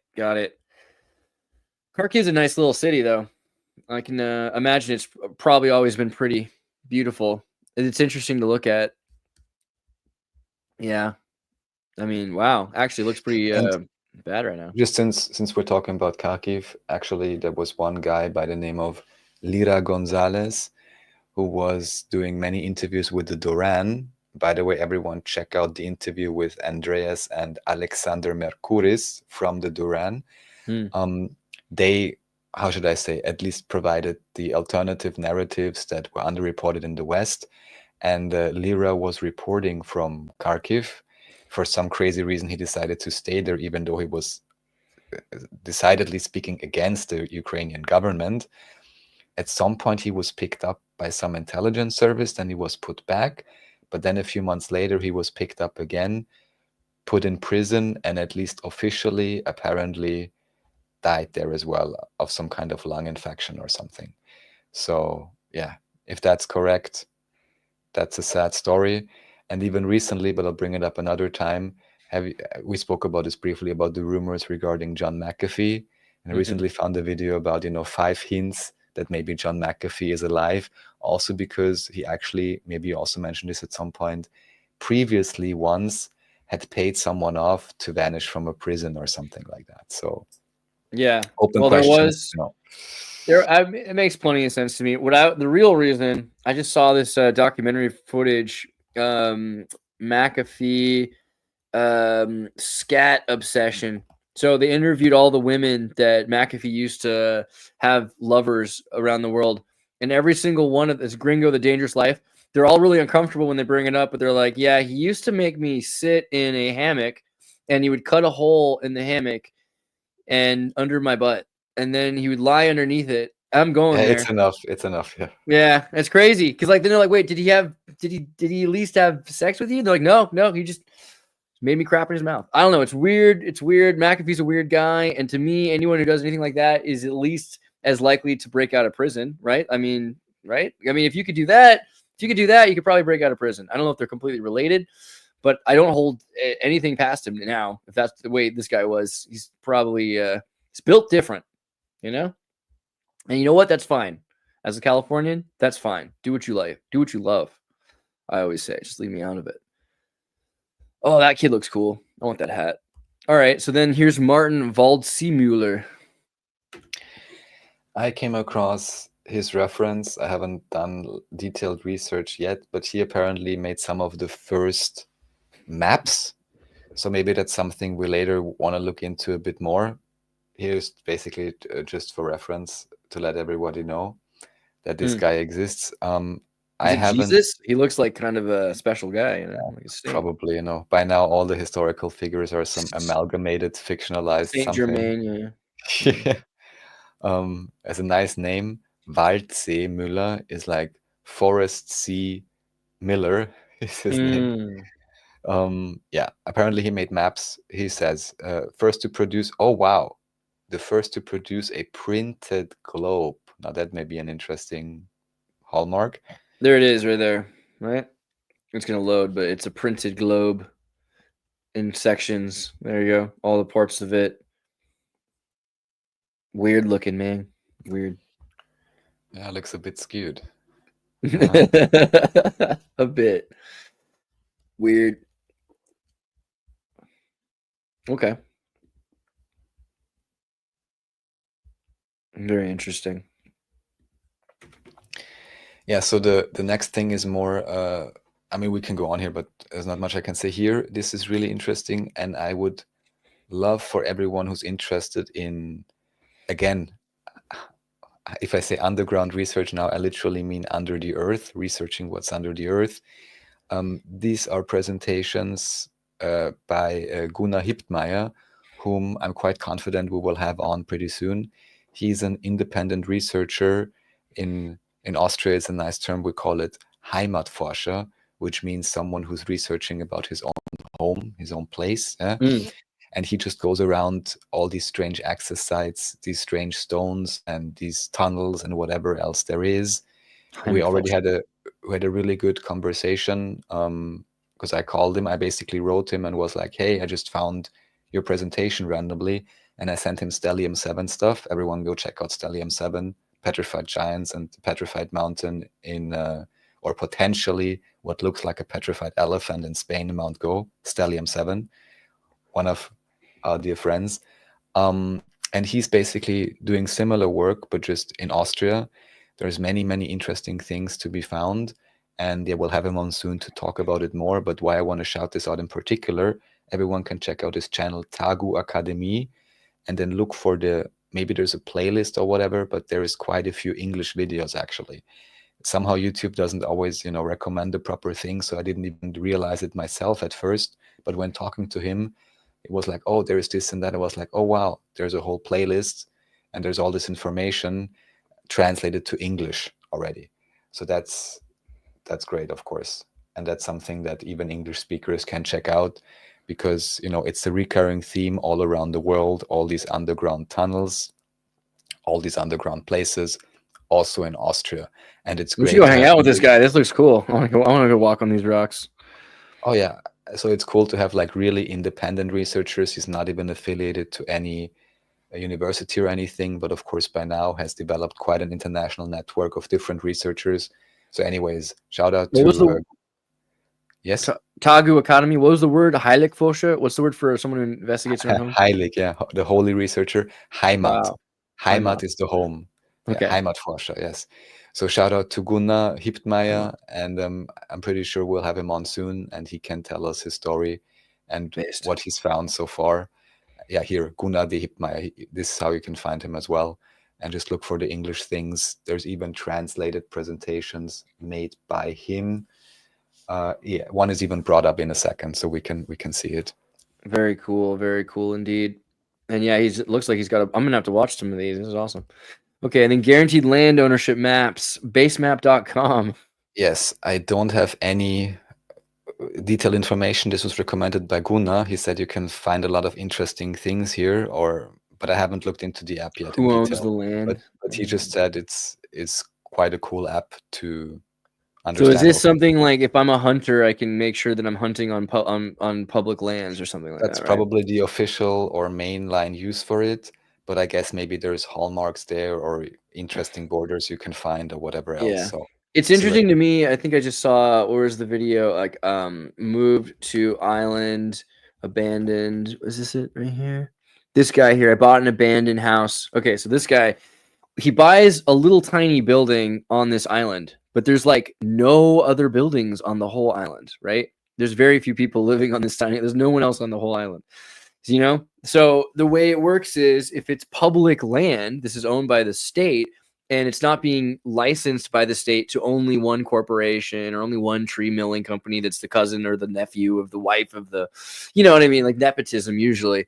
You have it so your average farmer can access and use this land. That's what it used to be like in America and still is in some places. You go to Idaho, and then farmers will take their cows and they'll walk their cows across public lands and graze the public lands because they're all paying taxes, right? So we're all paying for the commons and we're sharing the commons. So, a lot of rich people will say, oh, I need to buy this entire island. But really, no, like all you need to do is move somewhere where there aren't that many people and have access to the commons. And you can live in this tiny little shack. And realistically, there's not a big difference between that and owning the rest of the island, right? And so that's a big a big reason why things have changed is it's become more and more about keeping people out of the commons. Well, you're not allowed in this area because it's only for the military, or it's only for education, or it's only for conservation. Conservatorship means that humans can't walk here. You know, I noticed this a lot in California. All these places that were commons when I was a kid, now they say, oh, this is where like this one seagull likes to take a crap, so you can't stand there. You know, like this is the it's like, but it used to be in America literally that you didn't need to own that much land because everyone shared tons and tons of all the land everywhere, because like it's all part of nature. Hard to understand. I think it's hard to even explain that to some. You know what it is? They paved paradise and they put up a parking lot. That's the line. Okay, 25,000 Jahrweisen Kunst. What's going on here? 25,000 year knowledge as art. So this is along the lines of this type of research. I believe I only reference her because I spoke with Gunnar and he just gave me a few hints. I was like, okay, I'm just going to put it all in the list now. I can't talk much about it, but it's pretty cool because I kind of stumbled into this, I guess, you know, through YouTube, and Sylvie Ivanova, and of course, David Ewing Jr. talks about this stuff, and so many other, like, also much bigger online channels, but many, of course, are America-based. But there is, of course, quite some lore and information also available in German or based on the German-speaking lands, let's say. So, and this seems to be one of those researchers, again, recommended by Gunnar. But I can't say much about it. We'll ask Gunnar more about this when he comes on. Cool. Looks awesome. Yes, then this is just one of the places, I guess, that is interesting. This is in Czech Republic. And also there you have all of kinds of, you know, strange stone formations and underground things. This is one of the cool things, which maybe if you zoom forward to the to the last YouTube tab you have on top, just to connect it. Yes. So we can briefly watch this. Look at this. He comes out behind the rock. That's adorable. Look what he's doing. I like this guy actually already. visited this place a long time ago, but look what this man can do. No way. Uh-oh. You better not push it down. Is he going to push the rock over? No, he wouldn't do that. But you can lean it because it's on some sort of a weird angle. It's super easy to move. And there's like many of these in that particular area. They are called the moving stones or the tumbling stones or however. So that's an interesting area in both in Austria at the border and also Czech Republic. Wow. Interesting. Yeah, just a little bit of roll on that, enough weight, and it would start going. It might tear down all the trees. You just roll one down the hill and have a nice little cleaned out area.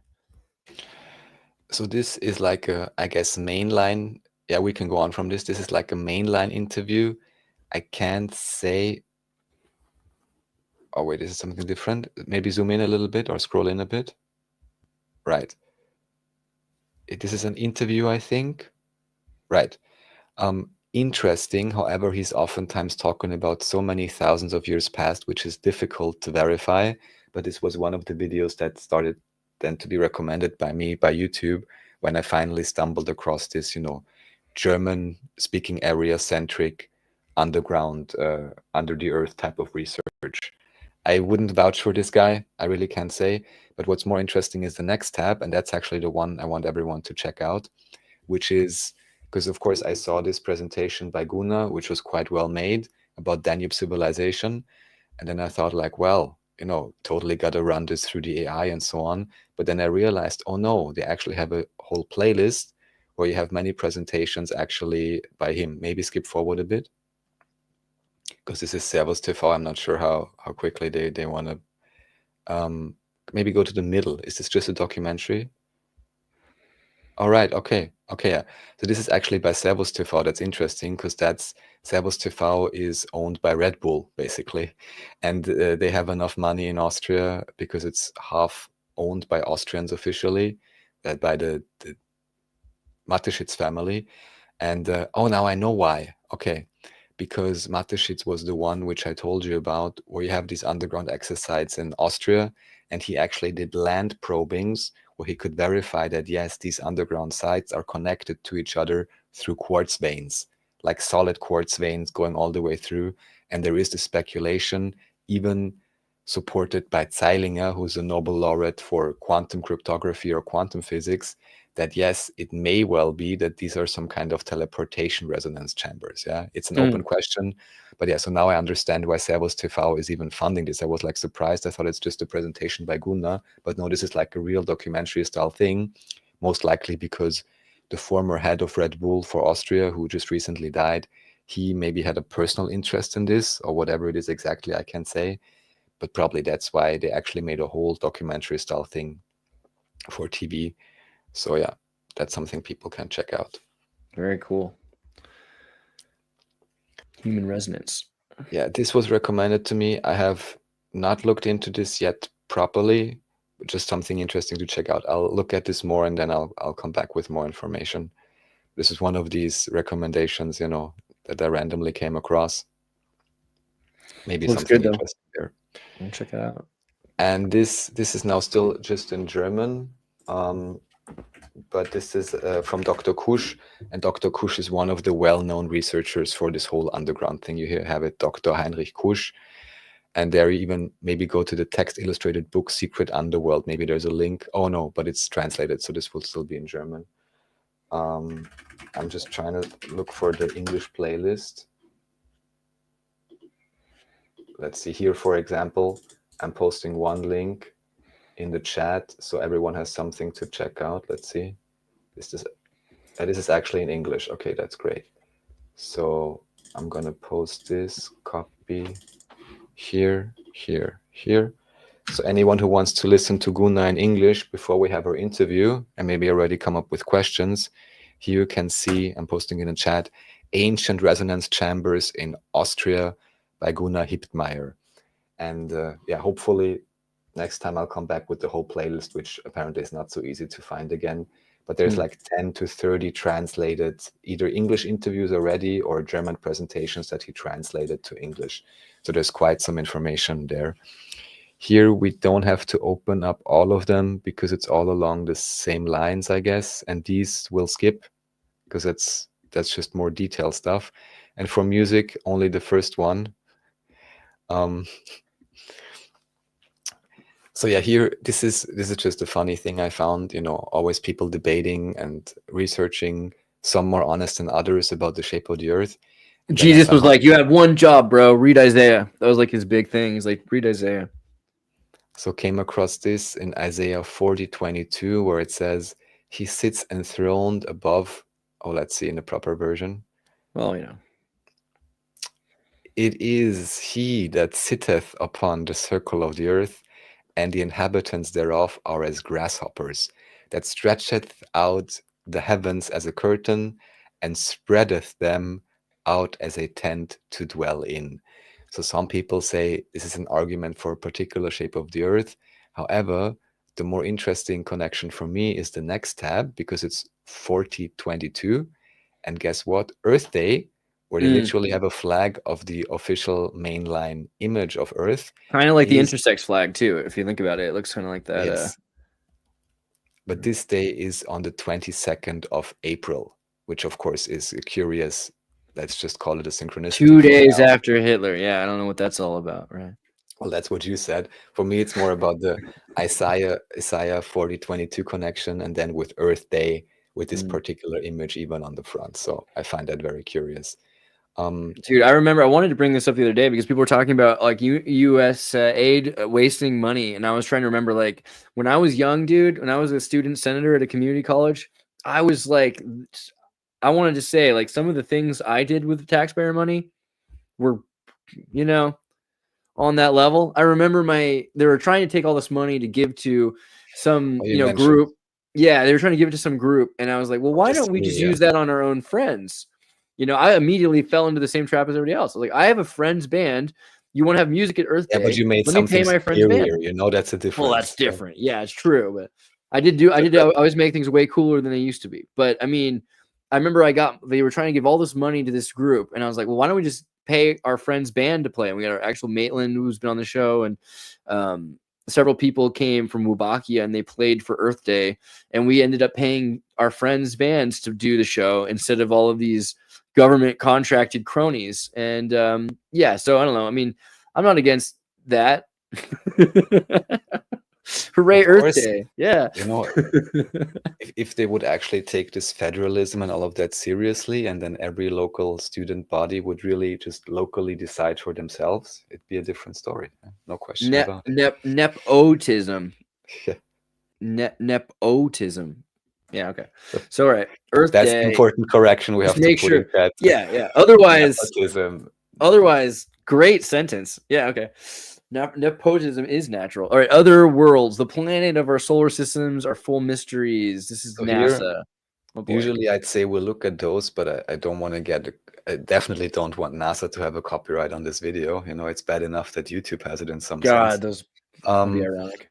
But this is just a fun thing because sometimes I'm watching these debates. Don't recommend you to watch Earth-shaped debates because they usually devolve because, well, both parties are very staunch in their beliefs, and you can then judge for yourself who has better etiquette on average. But of course, you cannot lump any research group together. Everyone's an individual, has a different communication style.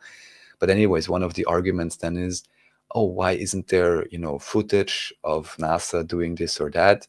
And then the argument is, well, don't you know? Look at this website. There's all these great documentaries that NASA produced. Everyone, please check out the website.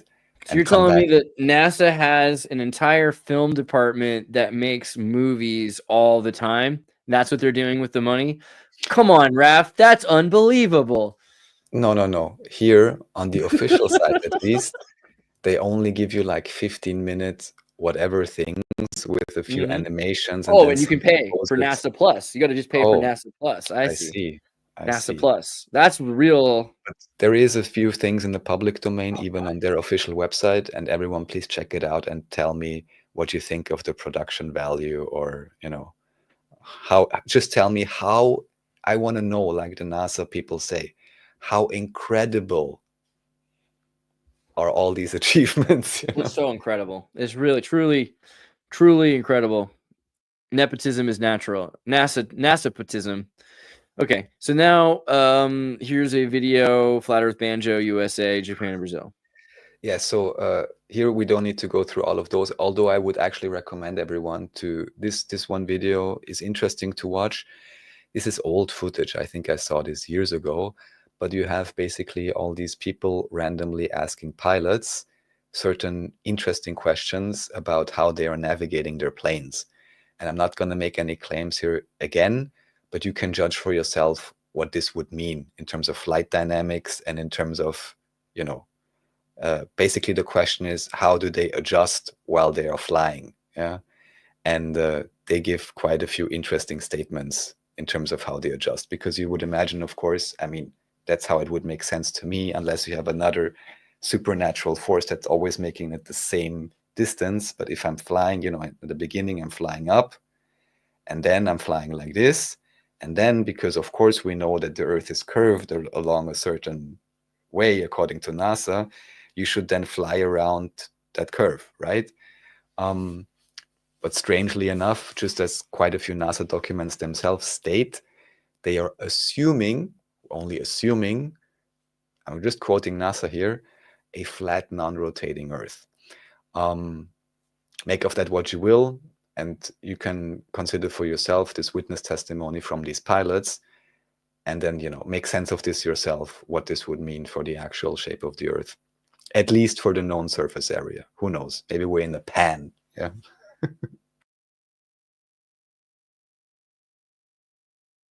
Oh, you're muted, Andreas. Oh, I was gonna say you can do a whole thing your whole life without knowing what you're doing. That's the lesson here. You might not realize what you're doing. That's the best thing. The whole time and actually, my favorite video, then we can skip the rest of the section, is the next video. Actually, this is what really helped me to understand certain things. I may have brought this up before. What is this, Epstein's Island? What's going on here? Yeah, it's kind of cool because they tell you like how much money it takes, or it takes an hour to put on the suit and this or that. But it's even almost an Austrian flag, red, white, red. That's interesting. But basically just compare whatever you see here with these NASA documentaries that I've shown earlier, if they ever show you spacewalks or something. And then it's also interesting because sometimes in the official footage, you see like these small blips going sideways or whatever. Then just imagine the camera being adjusted a little bit. This is what, how should I say, just made me understand, I'll repeat the sentence, how incredible the NASA footage is. Oh, brother. I mean, yeah, it's like you spend your whole life thinking you're smart because you're learning abstract ideas in books and you never go outside. You know, like they can convince you of anything in straight up hypnosis. And you're like, yeah, this is real. I'm really doing this right now. And it's all justified. Everything that doesn't make sense about it, well, that's all justified by these excuses. Brutal. Yeah. Look at all the work we do to practice in space. Yes, yes. The water's above and the water's below, right? It's Isn't that what they crazy, say? man. Yeah. Well, with no bubbles, you know, it wouldn't look like this. That's also be super clear and easy to see if the water's placid and they're deep enough down. It should be like completely easy to see. I think somebody space. even mentions here, like, oh, I've never been into water that was so transparent, basically. Mm-hmm.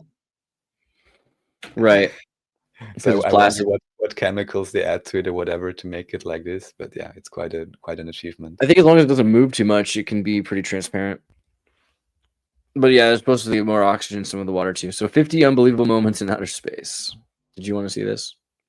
Yeah, we can. We don't need to look at all of these. Again, anyone interested, check out the link below. Just go through the section. There's so many videos on this. It's just sometimes some are vanishing, then they're reappearing somewhere or whatever.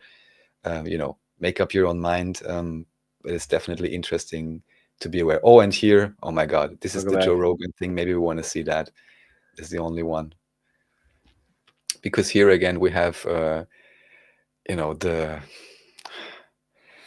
Lex Friedman and Joe Rogan talking about yeah, but here, this was, you know who this is. I mentioned them before. Yeah, the shill. It's Duffy, yeah. So they are the organizers, or this guy on top organized this experiment. And then you had basically the very next day going out through Le Parisien with millions of views, this guy basically saying, oh, I was wrong, whatever, and just completely muddying the waters for any honest research. And the community of researchers are quite, how should I say, they are reconsolidating. Many are quite upset. But what I just want to point out here is, unfortunately, on a show like Joe Rogan, we're trying to do our best here, of course, but especially on something as high level as Joe Rogan, you usually only get, 2% of the actual information of whatever occurred there. And you have a whole thing, preparation of years and backstories and all kinds of strange things I mentioned on previous shows.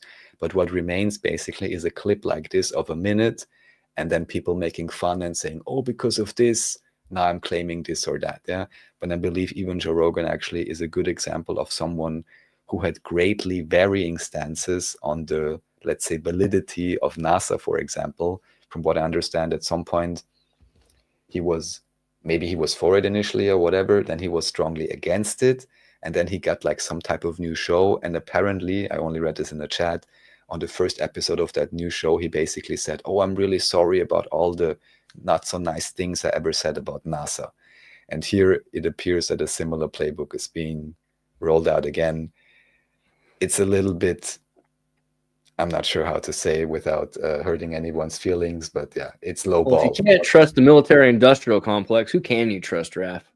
Yeah, the National Aeronautics Space Administration, or North American, or whatever. Hydroelectric power. Yeah, this is trust in hydroelectric. This is something we want to look into more in terms of the whole old world research and what is with all the old waterways and strange buildings in the middle of nowhere.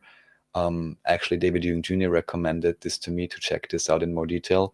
I'll look into this more because, of course, we still want to figure out why are some even officially old water power stations inside, they kind of look super nicely decorated, or they look very similar to something we would in modern times call religious buildings.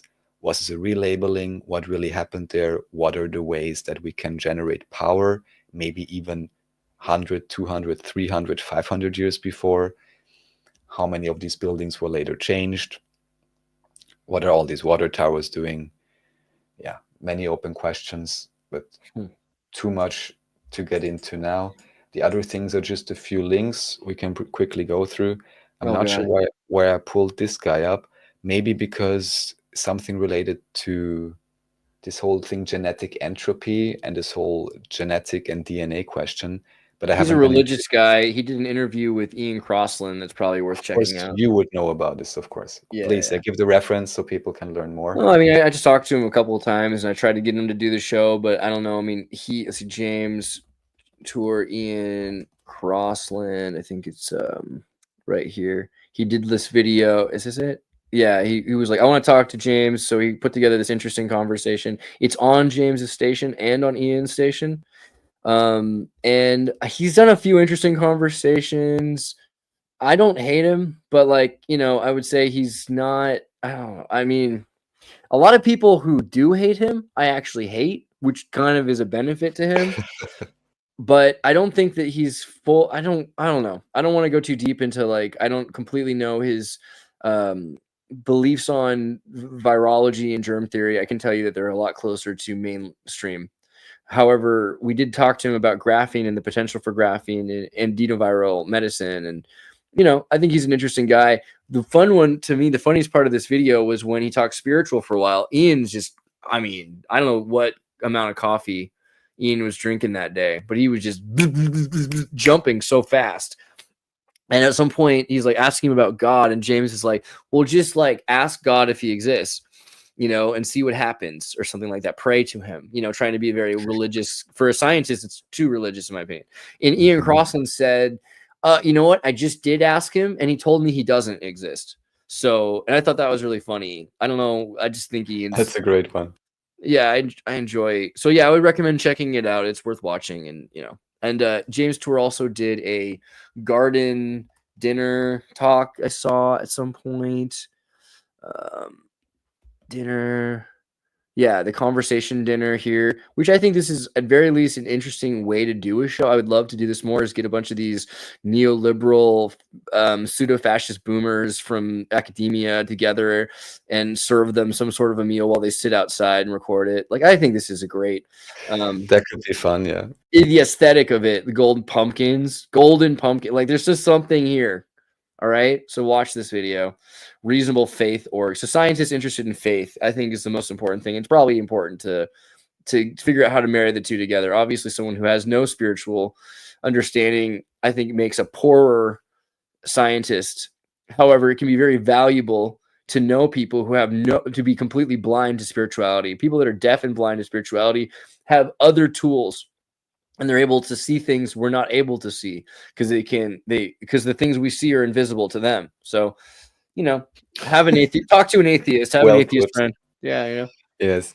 So this is just a series. I will still watch it. I may even watch all of it. This is along the lines, if I understand correctly, of Trump playing, I like to say 7D chess. They like to say 5D chess or whatever. We're up to 70 now, yeah. And I think it's about the idea of, well, devolving the power structure. However, again, with the big caveat, what are the other power structures and control structures potentially being put in simultaneously, which is maybe why you willingly destroy something that was there before. Open question.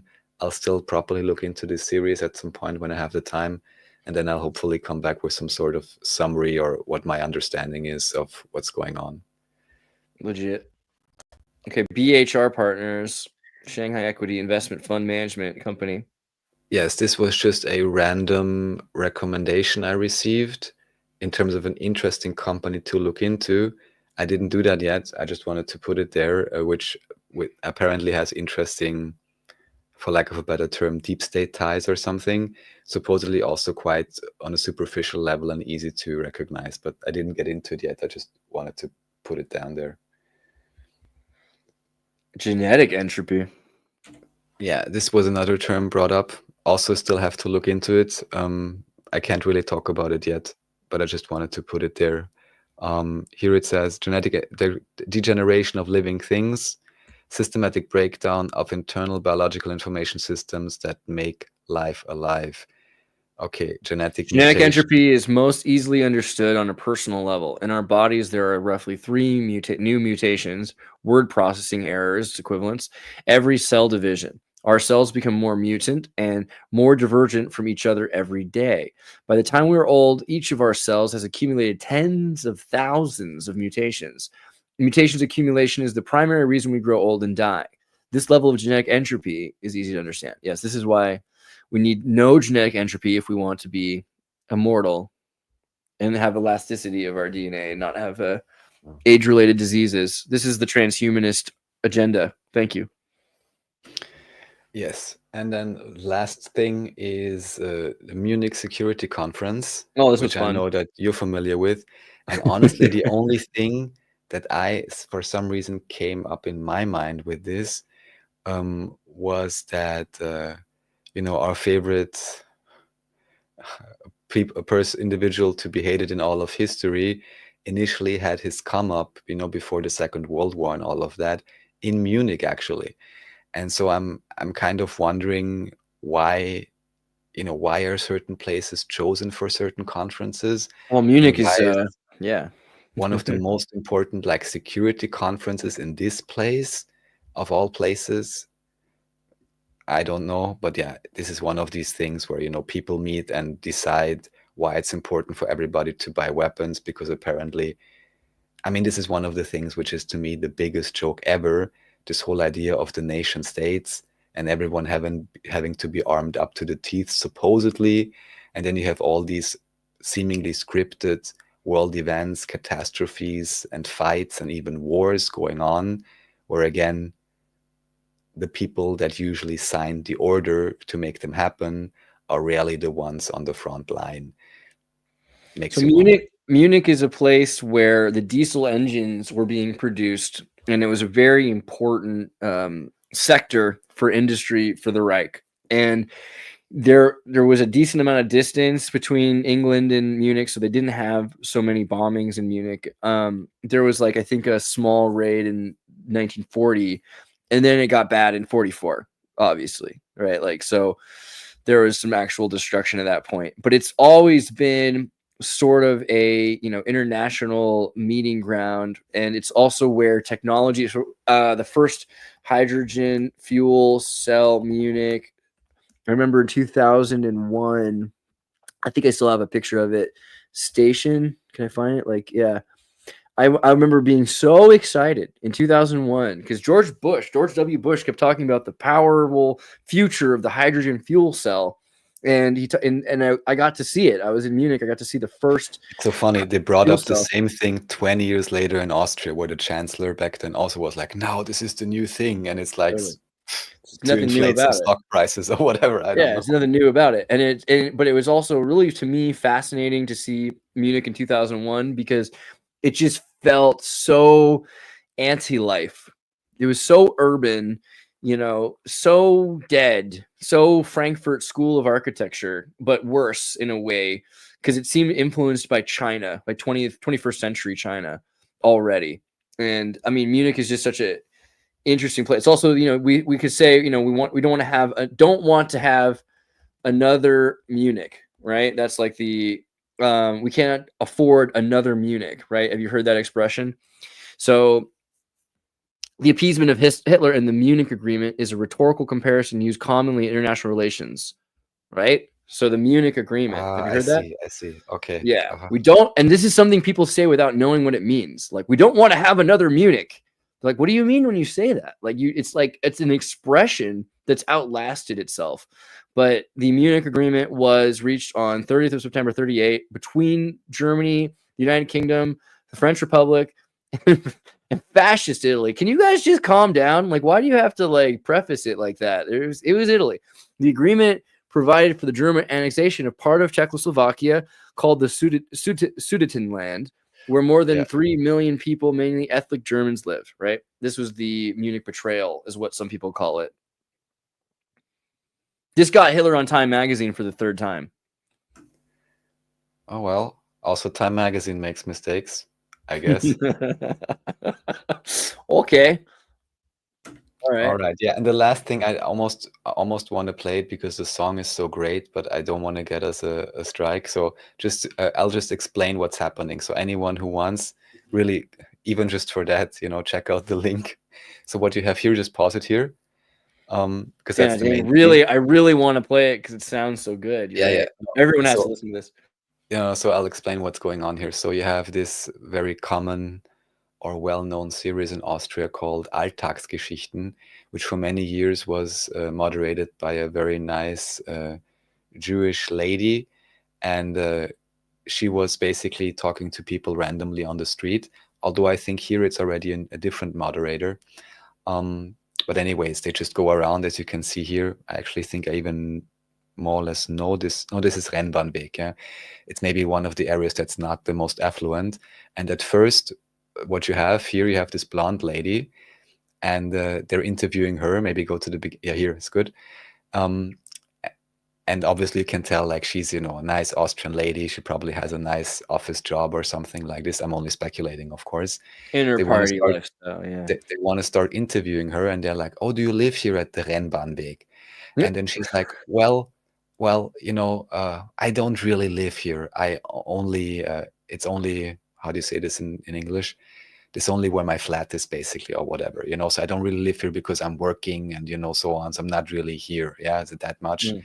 So it's not like, typical, whatever. And then in the next second, you have this very nice and I think very sympathetic, for lack of a better term, Yugoslavian, I guess, immigrant from the 70s. Yeah. Yeah. And while the blonde lady, wants to start saying anything, you hear from the side like, "Oh, will this be on TV?" in like somewhat broken German. Yeah. "Will this be on TV? It's going to be on TV because, we're starving here." And then she starts going on a tirade, which is not exactly wrong. She's saying like, "How can you work? What kind of government is this? How can you work for 40 years and then you're sick and you only get 600 euros of pension? What are they doing?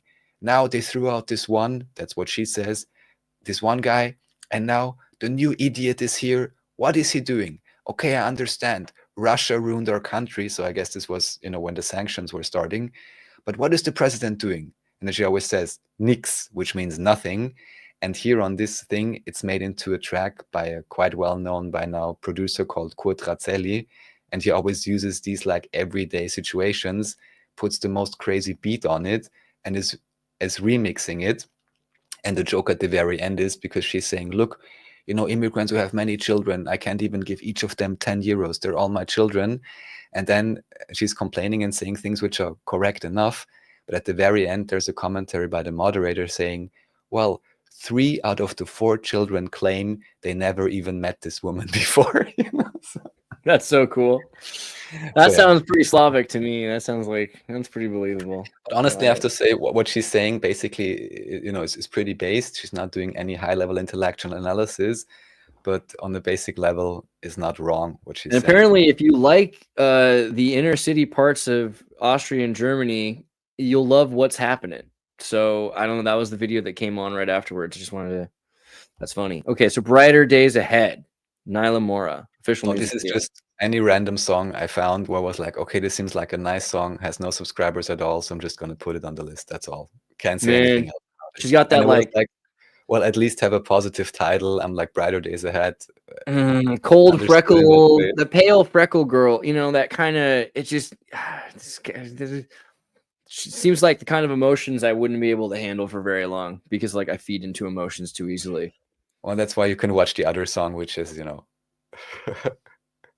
I'm into her. Good for her. Oh my God, she's crying about McDonald's. I gotta see this. All right.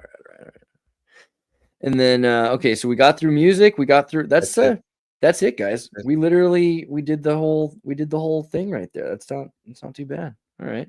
Let me where's the thing right here?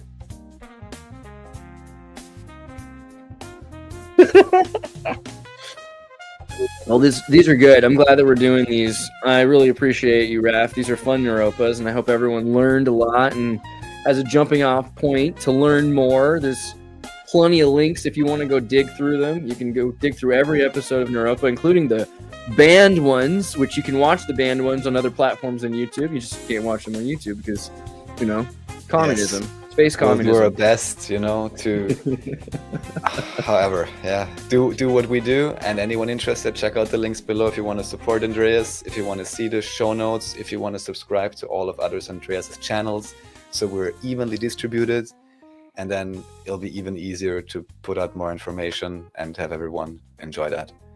Thank you all so much, and thank you, Andreas. Thanks, y'all. Yeah. Take care. We'll see you soon. Neuropa. Oh yeah, I'm gonna do a show a little bit later with terrorists. So look forward to that. Take care.